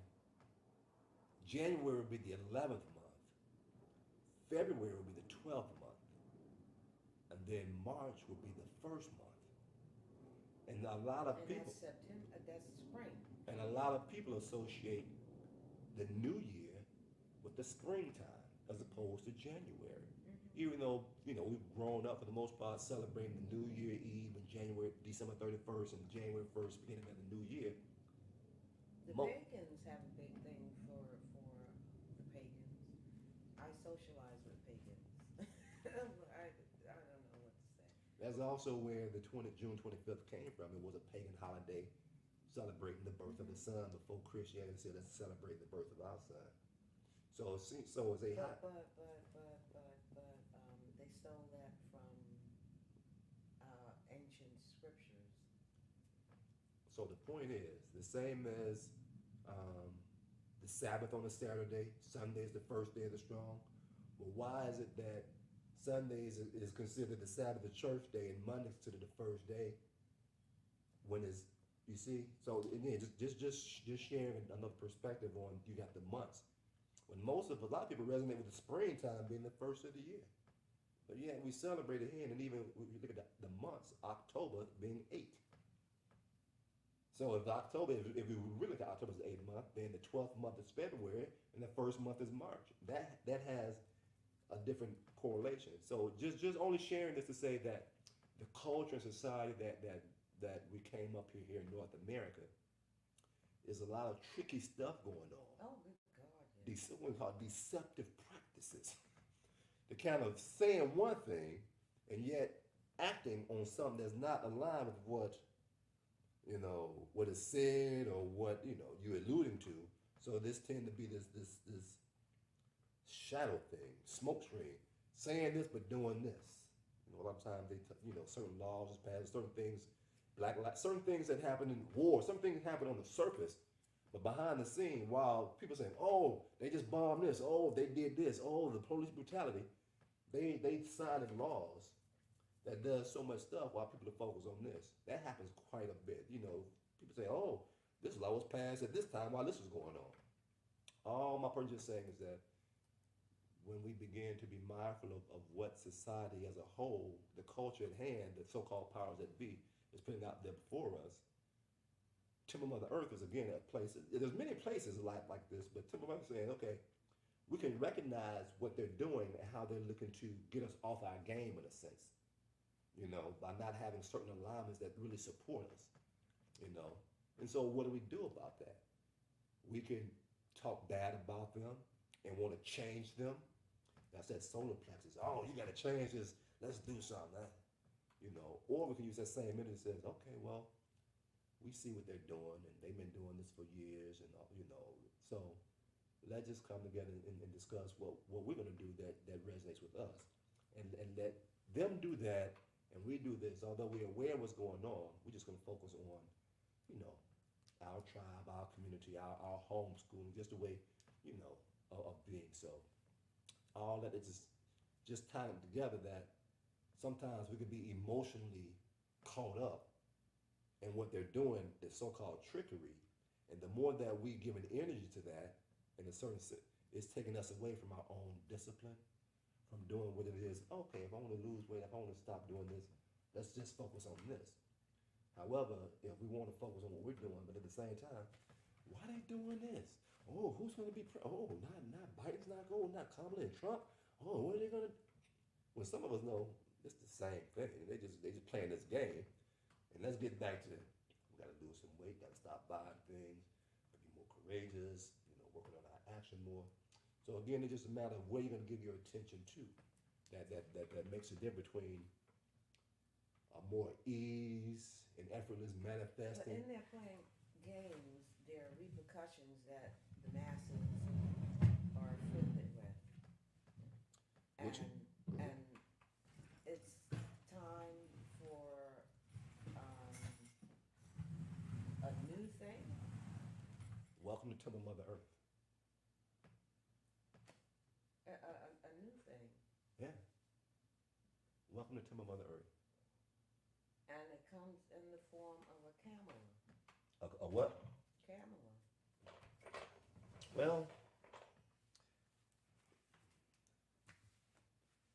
just like Obama, huh? Well, see, you see, some people focus in on all the negative, but there's an obvious positive that was ushered in with that whole family that walked through and lived there and reigned. At the end of the day, It is what it is. and the situation in America has not been drastically improved to make any difference. That's sustaining. At the end of the day. I can harmonize with that, with my several degrees and positioning. I can, but it hasn't made the impact that we want, we desire, we deserve, but it has made some. because we coexist, some is better than nothing.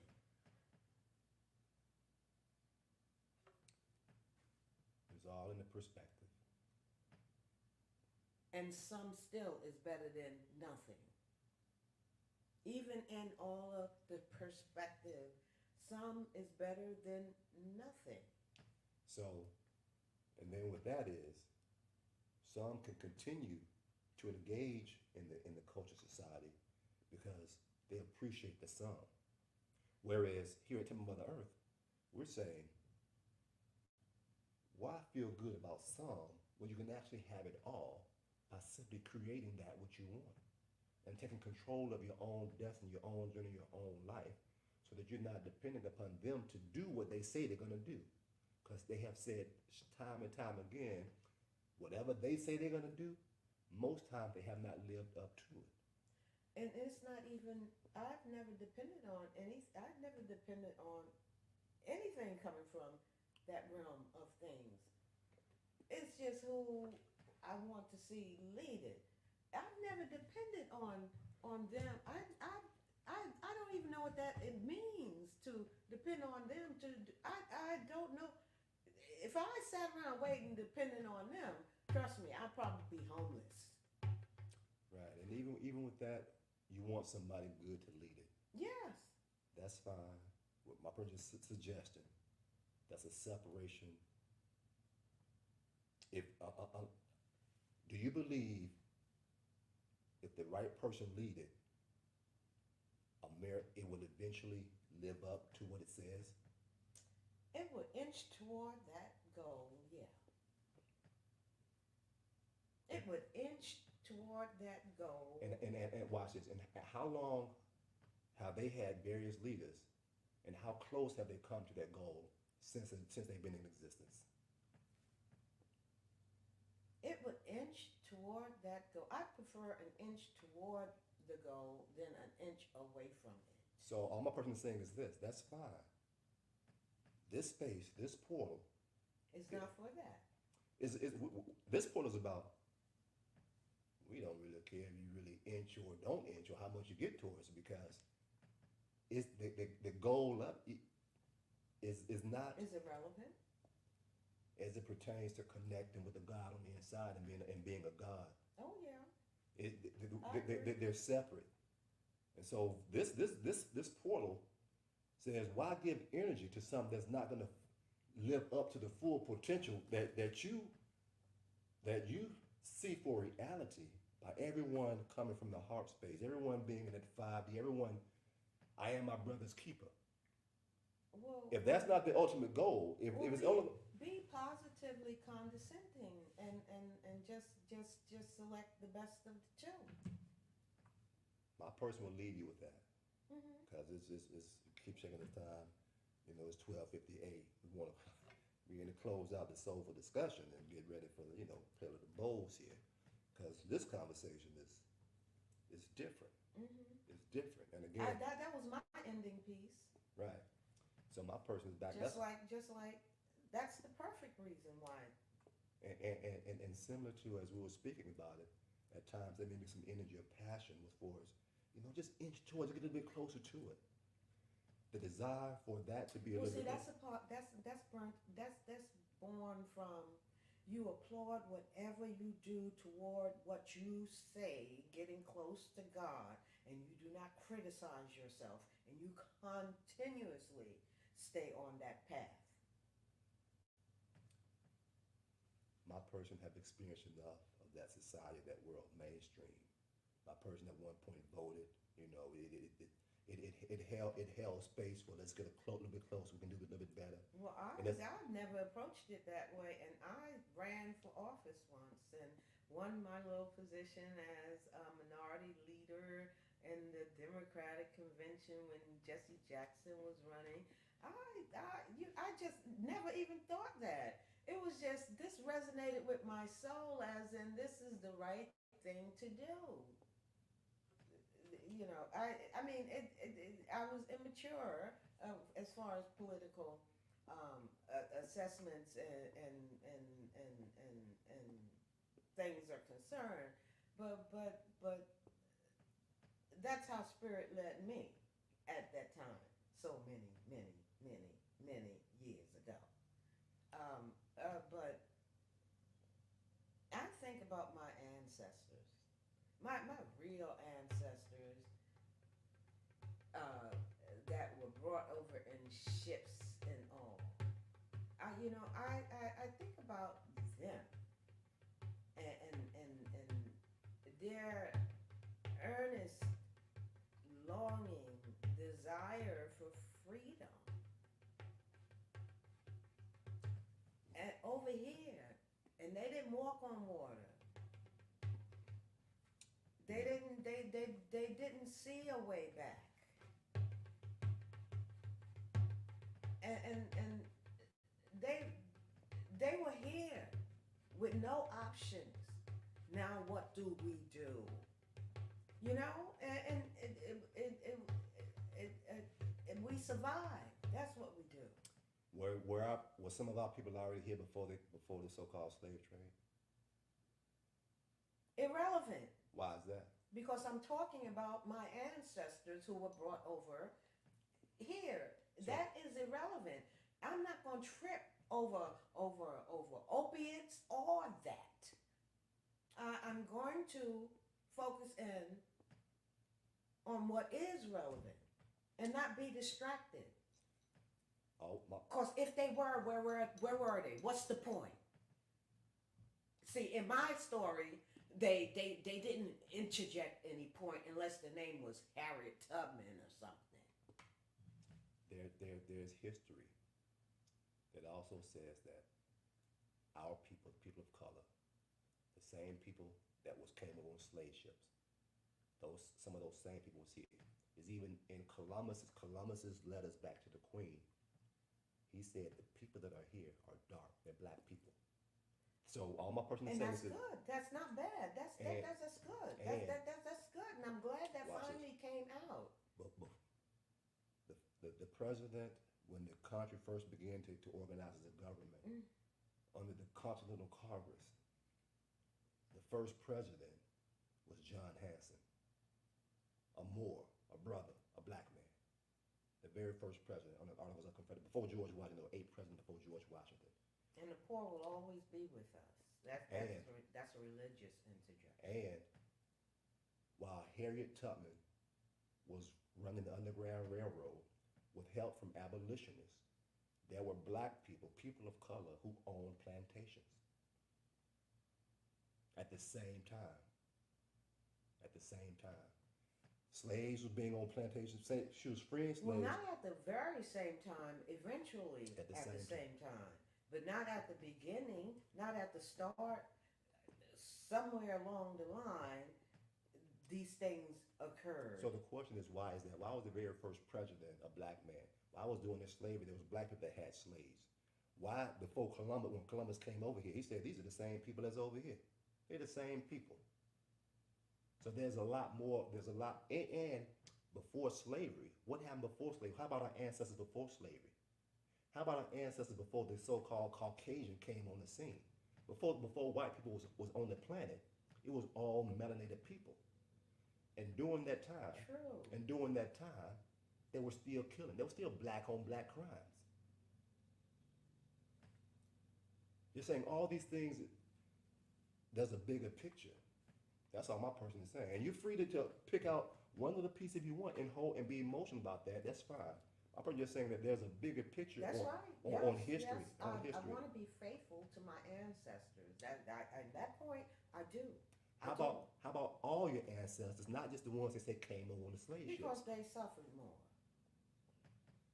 And the thing is now, why did they suffer? It wasn't their fault necessarily. Why not? Then in the Bible, in Deuteronomy. See, that's the thing. People who are in America who are experiencing this oh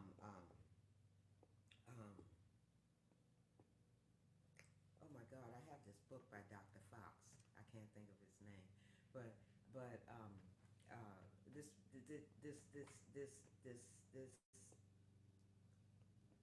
this changing that we went through, names calling of our people, or just our realization and awakening. These machinations that we have gone through over time, and literally gone through any kind of way you could think of, and the hair, the school, the this, the that, and the other. It's prophecy. All of these changes Yes. that we have gone through Yes. have been imposed upon us. Deuteronomy talks about this is what God taught his people. If you don't know, if you go against it. See, even that. What does it say? What does it say? What does it say? What does it say? Even What does it say? If you start with Deuteronomy, What does it say? even that has been imposed upon us. What does that say though? What does Deuteronomy say? What is my person speaking about? You cut my person off. Okay, I'm What- sorry. I'm sorry. It's short of Deuteronomy says, if you disobey me, you'll be taken away in ships. It was put upon us. That Watch it. Deuteronomy Stop. has been put upon us to justify, and we sang for years, wretched creature as me, amazing grace, and it's the slave master saying that about himself, and we supporting all this. It's insane. Deuteronomy said, God said, if you don't obey me, you'll be taken away from ships. You're gonna plow That's the what fields. the white man said. You're gonna And we bought into it lock, stock, and barrel because we could be taken off of the fields and sitting in the room where all of this was said to us. So yay for that.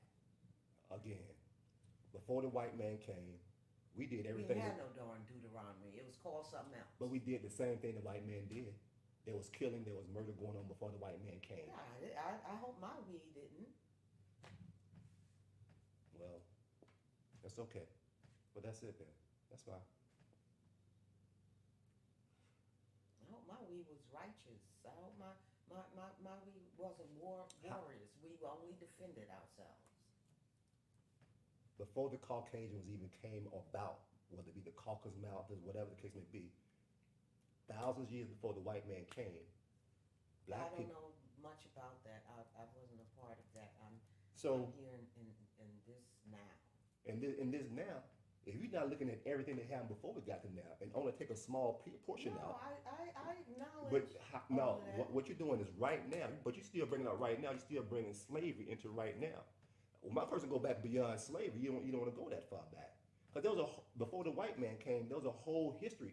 We talking about prehistoric. That doesn't mean that we give anybody a pass. Are you familiar with the Declarations of Ma'at? Some call the 42 They Declarations say of that Ma'at. that's the Ten Commandments. That's where they stole it from. Do you know Ma'at was around before the Caucasians was around? So before the Caucasians came, we already had, do not commit adultery. I have not committed adultery. I have not lied. I have not done this. Why? Because we was already doing it before the white man came on the scene.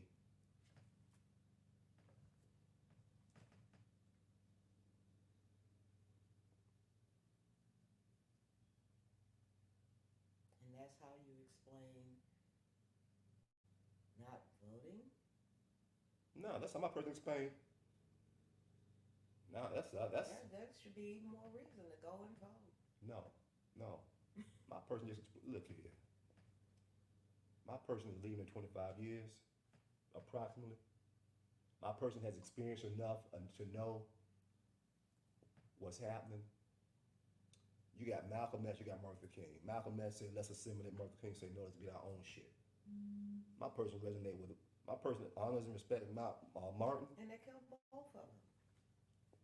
The point is, there's two philosophies. And it's okay that we have different philosophies. That's right. My person just saying, this is where it is. That's right. It's okay that we have two different philosophies. Ain't nobody telling you to give up no one is saying give up your philosophy, your belief, your live by, just go in there and pull the lever and come out with the same belief and live by that you had when you went in. You doing your other sisters a favor. Whatever you doing, you are doing this whatever for a favor. Whatever. It's not changing who you are. It doesn't do anything to you if you don't let it.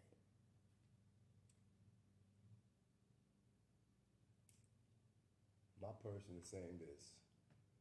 These days, as it lives what it believes, my person has an amounting level of peace. Good. And That's even when my Me person too. thinks about or talk about history, whether it be slavery, whether it be Black Lives Matter, whether it be the persecution of this, that, or the other, whether They said Black Lives Matter was bought off. That's what I heard. there's so much, And it's having been bought off, it has morphed into what it is today. And now Black Lives Matter is everything, everywhere. Just, kind of like, which is probably a little bit better, kind of like, I don't know. that's your person's world. I don't know. My person leaves that with you. If you want to vote, that's fine. If that brings you peace, go right ahead. That's okay. I agree. Yeah. I agree. Right. I agree. Mm-hmm. And I dare ask, as far as the universe is concerned, those who feel differently for whatever good reason that they may have, go in and do me a favor and just pull the lever. The right one. The right one. And What's the right one? What's the right? It's camel. And that's your person's opinion. There are many people Because you think the man who called the heads of African countries negative names and wants to grab women in their crouches and shoot somebody on Fifth Avenue and not beat you, you think all that's right. You see this passion? No, but I'm just saying. I mean, is that right? Listen. My person says both of them, Kamala and Trump. It's a system they're in. My person doesn't give too much emotion to the system. It just doesn't participate. My person doesn't participate. That's and I'm just saying. My person doesn't participate. I speak to the universe. Just make them just go in and pull the right lever.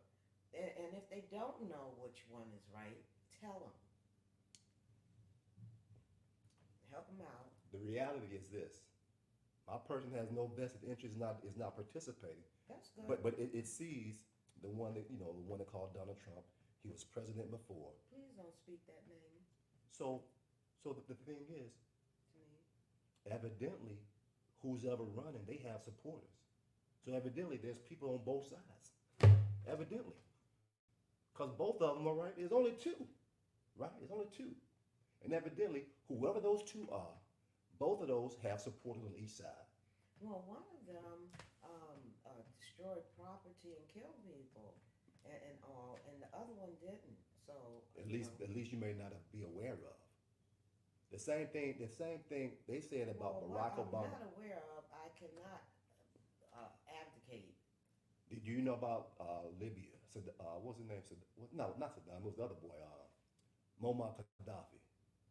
You remember when they got rid of Gaddafi, who was the president of Libya? Oh, it was horrible. Why did they do that? Well, they told us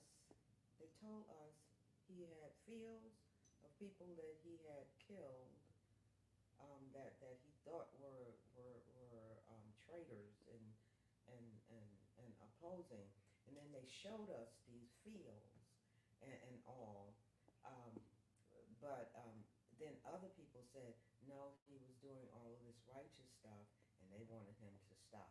So those are the two sides that are documented and shared to the masses. I liked Gaddafi personally, and thought that he was a good person. And I thought it was just horrible that I saw this woman in the picture, and then the next thing he was being dragged down the streets to his death. I thought it was horrible that I would even see something like that. And Barack Obama did it. Barack Obama was in president. He did it. He didn't do it. It was Barack Obama in president. He was in office. He said, and there's been so many people on the news. I heard that, it watch was this. it was Bill the president's wife. Listen, Obama was in president. Senator Obama was in office. He's the president. And so here's the thing also. There's been there's been more than one, but one of the most famous news anchors, the white boy, on the show at night, he was doing it in the Gulf War, whatever he was doing. He was reporting, I'm in the war, I'm in the da-da-da-da-da. But it was Hollywood. He was not reporting from the war, and he got fired for that. And so there's many other news reporters who was talking about, we hearing such and such going on, and it did not even happen. It didn't even happen.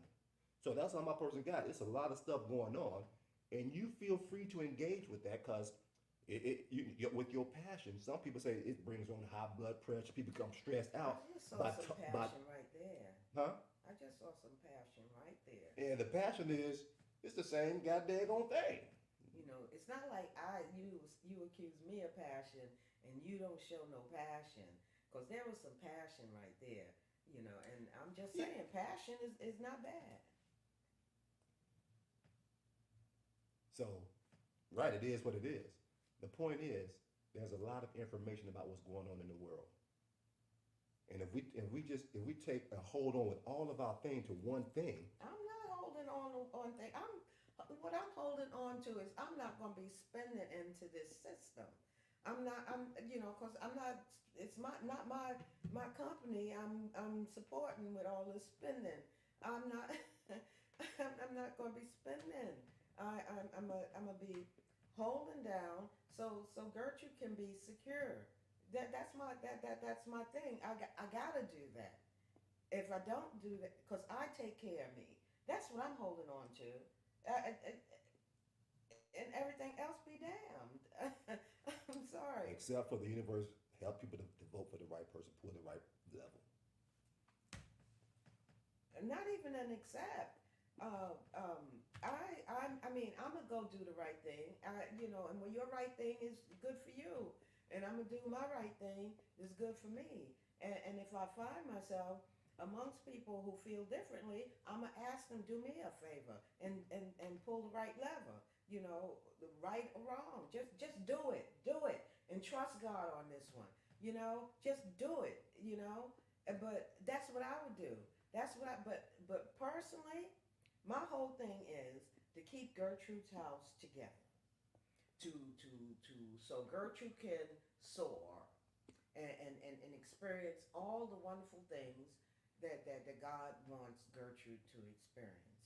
That is my only thing.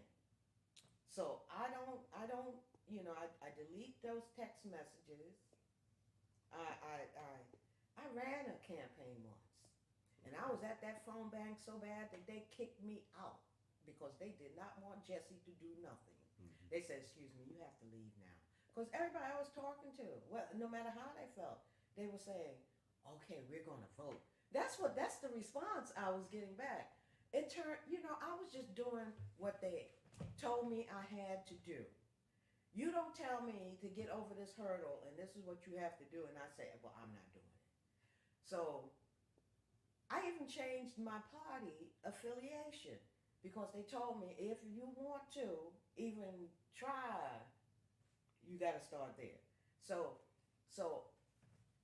I was doing what they told me to do. I could care less how it turned out. I know that I was doing what I was told to do. Well, lo and behold, when the tally came in, they said mine was the largest, and thus I had to go because it was their party. Mm-hmm. Not like they wanted me to go, but I had to go. And that's how I was the minority leader at the convention. the minority leader at the convention. And all of this was a surprise to me. What wasn't a surprise to me is that I went out and did what they told me I had to do. I did not, I was taken aback when they told me you have to leave this party phone bank. Because I wasn't doing nothing except what they told me to do. Mm-hmm. So that's that's my truth. That's my reality. But I'm not doing that. I'm not doing that. I'm not doing that. I said, okay, that was then, this is now. So I became active in a district committee, and because I was, you don't know, but so I, but I didn't go there to lead. I went there to be a part. And whatever happened, I decided I was going to resign. And that's who I am today. So I resigned. I delete all the emails that they send to me. And I delete the money. I don't understand how my money could help you do anything or what it's going to do. I really don't. I really don't. I do understand that if I keep buying, that money will help you do whatever you want to do. And I won't be able to do what I want to do because I gave all my money to you with buying these things. So I have to stop because I don't need to buy these things. Mm-hmm. I really don't. And I was at the conference on this Sunday, and I palled around with this wonderful spirit. Uh-huh. And so it was lunchtime. I don't even eat lunch like people do, but it was lunchtime, and I'm palling around with this person, Right. so I'm going to do you Mm-hmm. as opposed to do me. And we went to wherever she said, where you want to go, wherever you want to go, because I don't do, so, I'd be peace sitting right here not doing nothing. But anyway, so I said, wherever you want to go. So she had all these places that, she was considering or whatever, Google, and she picked this place, fine with me. So we go there and it's closed. Mm-hmm. But we're at Adams Morgan, and there's a slew of restaurants, Okay. Mm-hmm. so we can, and we were winging it. We went into this one place, and the two seemingly, well, they were brown people. Mm-hmm. I don't know what they were, but except brown people. Two guys, one short, one tall, nobody undernourished and all. And they scanned us and looked in our bag, making sure be safe. But nonetheless, so we go up there. I was in the bathroom that first time with a guy, Uh-huh. with a human being that was a male. Mm-hmm. I've never experienced that in life before. Mm-hmm. We were just washing hands. Mm-hmm. But the point is, when I came out the bathroom, because I went in first and all, when I came out the bathroom, she had the menu up like this so I could see it when I approached the table. And she went like that to point to the price. She said, I am not paying $55 for lunch. Mm-hmm.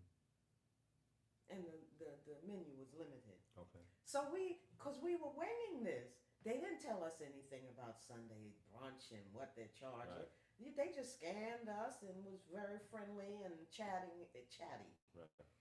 And so we left, and we finally found ourselves a place that was reasonable for us.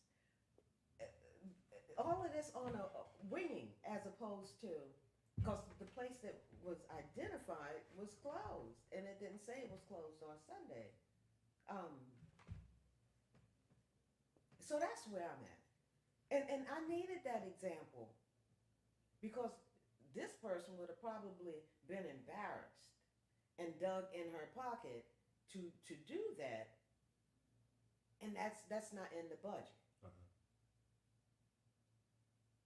I needed to see that to be myself today, where I mean that was a real live, in your face example. Cause she could have did that too. Uh-huh. It's amazing. It's amazing to me. It's gonna be my example that I pull out my pocket. Well, that's just the person that I am today. I'm not. Yeah. I'm almost like you concerning this election. But I do know. I do know. I'm gonna get up on my day, find myself in a booth pulling the right lever, and that, call me in a trance or something. I don't know, but I'll be in a trance that day, Mm-hmm. and that day only. And then I will go back to being to well, I will still be who I am. I am passionate about someone who wants to take a whole race backwards. I am. I admit that. I don't think that that's something that for me it's not something. Oh well, it's not. I don't understand how to embrace that, but it's When okay. has the race moved forward? Because Irrelevant. statistics have shown that as a race, Irrelevant. as a race, That's irrelevant to this no, period right now. That see, you can't. Everything is not for everything, and there's a time and place for everything. And right now, that is not the time and place for what we are experiencing. what's not the time or place? Why is it irrelevant? Why? It's not My person absolutely. haven't even finished speaking, and you said it's irrelevant. I'm not. I said the position that you're putting forth is irrelevant concerning the one day the lever has to be pulled. And I understand people got to prepare to be ready to do that, or else they'll turn you away and all. I hope the people have gotten ready to do that, and it's just, I really have a choice in this, and this is my choice. And I'm saying, even so, I respect that, but please do me this one favor. That's all I'm asking. I don't want your blood. I don't want your soul. I don't want your money. I don't You- want your property. You talking about you as in general, or you as in my person specifically? In general. Okay. Well, so be it. That's your person's prayer. Amen. Amen. Yeah. And hallelujah. Thine the glory. Glory. Mm-hmm. What else you got? I'm a wonderful person. Mm-hmm. And I'm beautiful. And a whole lot of other things. Gotcha. Yeah. And I experienced something on my job Mm-hmm. that was kind of like new to me. And I really did not know how to take this thing. What's that? Well, I was told to carry out a task. Mhm. Wait, first I asked, who's going to do this task? Mhm. This task needs to be done. Who's going to do it? I was told to go to someone else. I went to that someone else. I told the someone else, I was told to come to you to ask you this question. They said, well, then you do it. I said, okay. So now I'm doing this task. And it's pretty much done, Okay. except I encounter somebody who says one thing and then they have to change their mind because they what they said was wrong, and they should have known that. Anyway, so and now it's like in limbo. What are we doing? Where are we doing? So we have a meeting, and I said, well, I only have this one thing I'm working on, not this one thing that's causing me all of this. Mm-hmm. Because all my other things I get done and I don't have problems with. But I have this one thing that I can't treat like all my other things. Okay. Anyway, that's was taking my time right now. And then someone says, "Well, I didn't see this," and they said the wrong person was supposed to approve. What they said who was supposed to approve was wrong, Mm-hmm. and all. And I never saw that out of these people before. So I was a little perplexed. Okay. I haven't seen this reaction to me before. Okay. And I don't want more of it. So so I call one of the numbers that I have to call, the only number of the numbers I have to call that I would call with this. Okay. And the number has gone unanswered time and time again, but this time I get it answered. Okay. And I am like, this is what happened. You know, you usually have very good advice, you know. Uh-huh. Share it with me now because I need it. Okay. That's why I call. And then today, in my meditation earlier, Mm-hmm. Spirit showed me a different way to look at it. Mm-hmm. Okay. So that I could get the task done with no angst Right. and much release. Mm-hmm. What I didn't understand when the person said I didn't see it was help coming in to get it done. Okay. I didn't see that the change on the website, maybe the person did that because they don't want two of me. Because I went to the person saying, I saw it, I looked to see who it was and it was you. Mm-hmm. And that's why I'm sending it to you to do what you're supposed to do. Okay. So, you know,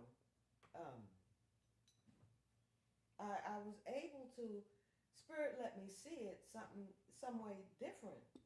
So now I've just been playing in my head is how do I get, you know, just how I'm a format what I'm going to do. Uh-huh. As opposed to, what's going on? Why me?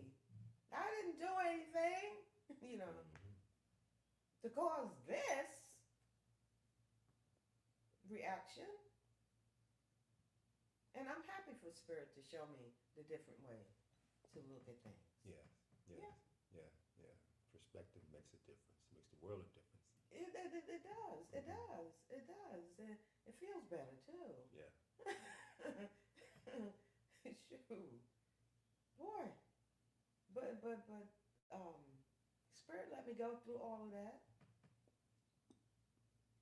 to get here. What a journey. Mm-hmm. Mm-hmm. That's why I love Spirit. Spirit Mhm. is wonderful.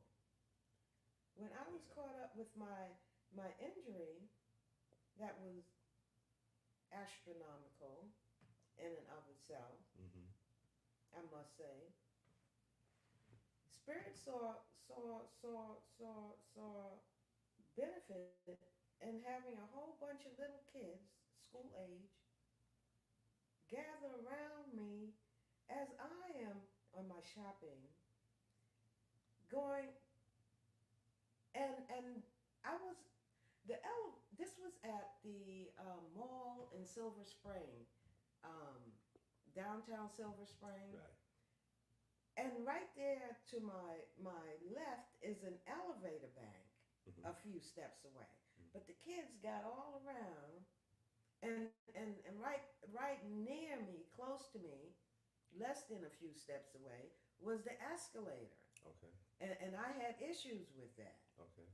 And the kids, with the teachers saying, "Come here, come here, come here." They all surrounded me, and just we just inched toward, and next thing you know, I was on the escalator, Uh-huh. and that broke my fear of escalators. It was phenomenal, Yeah. phenomenal. Mm-hmm. Yeah. So my godfather came to me, and that happened. I spent a few. It's just God is just so wonderful, Yes. and that's why I'm at Temple Mother Earth. I don't campaign for nobody except myself, That's it. myself, Yeah. and I like my freedom. Right. I only heard talk of any other way of living brown signs and not brown signs. I don't know nothing about that. I've Right. never seen it. You know, I go sit on the bus anywhere. Right. I just don't ride the bus because I like to get myself where I want to go when I want to go, Mm-hmm. and not on somebody's schedule. I don't know nothing about that, and I don't want to learn about that anywhere during this journey. Right. Yeah. That's my issue, and that's why I find myself even saying so. They probably wouldn't want me on their campaign because I am who I am, and not a party player. Um, Yeah. uh, That was but, about right. um, but that's neither here nor there. Mm-hmm. Um, I'm not on the favorite list of anybody. You're on the favorite list here. Hmm? You're on the favorite list here. Oh, good. Yeah. Oh, good. Thank you. Thank you. Yeah. And I unknowingly got myself there, but I'm content with that. I prefer that. I didn't campaign for Obama, you know. But I did. When I went to vote, Uh-huh. Leggett was my legal methods teacher, Okay. first year law school. Okay. He was in my community at my polling station. He don't even live in my community. He was standing right there, and I had to walk right into him. And he said, "Are you voting?" I said, "I am the grandchild of a slave set free. Of course I'm voting." You know, Yeah.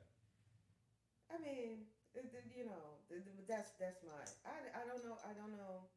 Um, And I understand there was a before and after, but I am the grandchild of a slave set free. Right. There's a connection there. Mm-hmm. Yeah. Dig it. And my daddy was white like white man, Mm-hmm. and he told me this. Yeah. So my sister was holding this conversation with me just yesterday. Hmm. I'm like, you talking to your sister. Uh-huh. Yeah. That's something there. Mm-hmm. So when I say ancestors, I'm probably talking about my daddy, who blood, sweat, and tears raised his children. Yeah. At least the ones that I'm a sibling to. Mm-hmm. Don't ask me why I said that.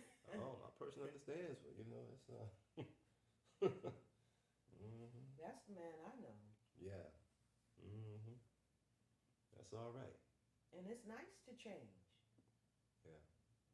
If that's what has occurred, it's nice. Because daddy was in his 60s when I was born. Mm. So it's nice. I'm glad I saw him in his change, Right. Not just age or experience and that. And I saw a vibrant, healthy Jack LaLanne. Jack who? Jack LaLanne. You don't know Jack LaLanne? No. Oh man. Jack LaLanne is this health enthusiast before it became popular. Okay. Mm-hmm. But they had him on television. Okay. Kind of like Richard Simmons back in the day. Before, this aerobics and stuff like that. Richard Simmons, my person, he used to be on TV years ago doing the aerobics and all this. So Mm-hmm. He sure was. Mm-hmm. Yeah. Well, that's post Jack LaLanne. Mm-hmm. Yeah, yeah. Jack LaLanne was a man's man. Yeah. Mm-hmm. Richard Simmons wasn't. Right. Yeah. This is true. Mm-hmm. Yeah. Mm-hmm. That's all right. Yeah. Aligning your history with your current situation and moving forward, St. Copa style. Honoring your history while moving forward in your own way of doing things, combining the two. I am. Yeah. I am. Yeah. That's it. Who would ask you anything more? Yeah.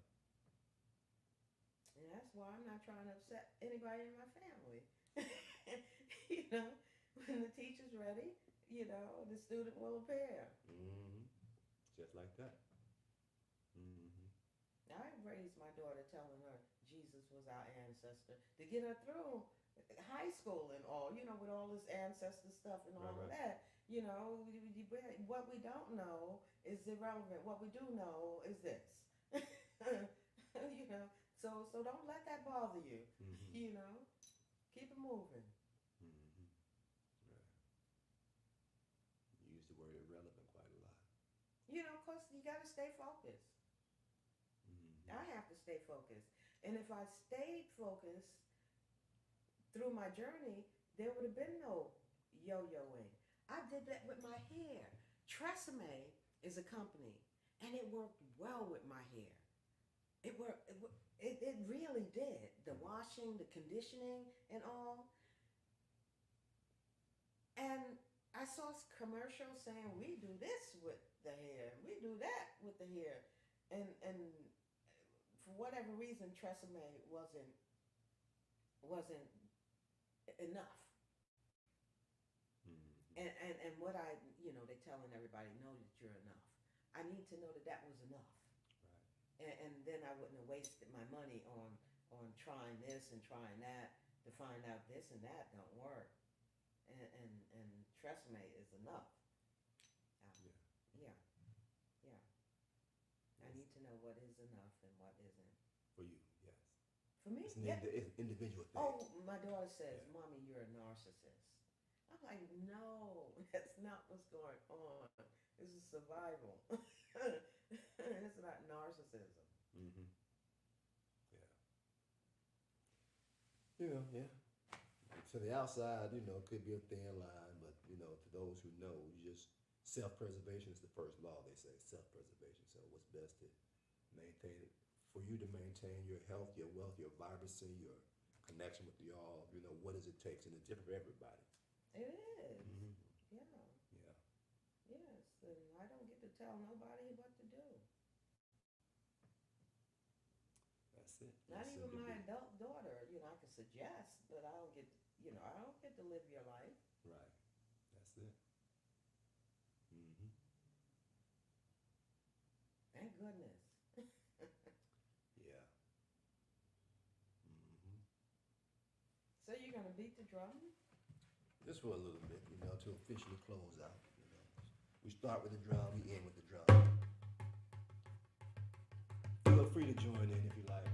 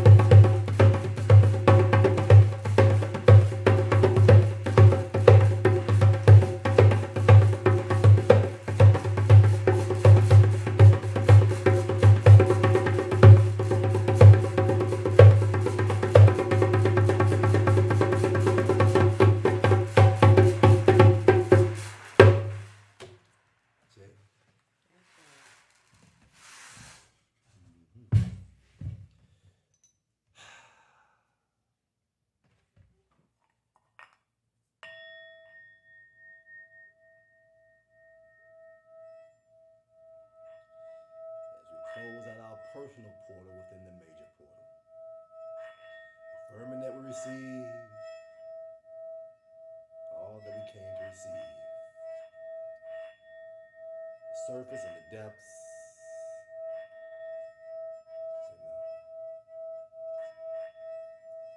And we simply embody it as we embody ourselves. As we intentionally do those things that empower us, uplift us, and keep us closer and connected to the source of it all.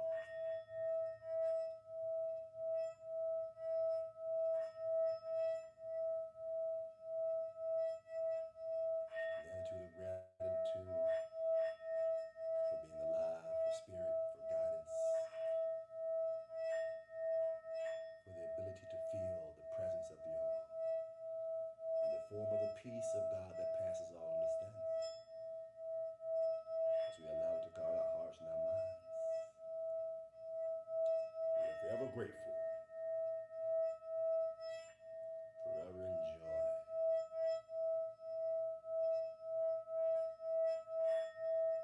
as we simply be.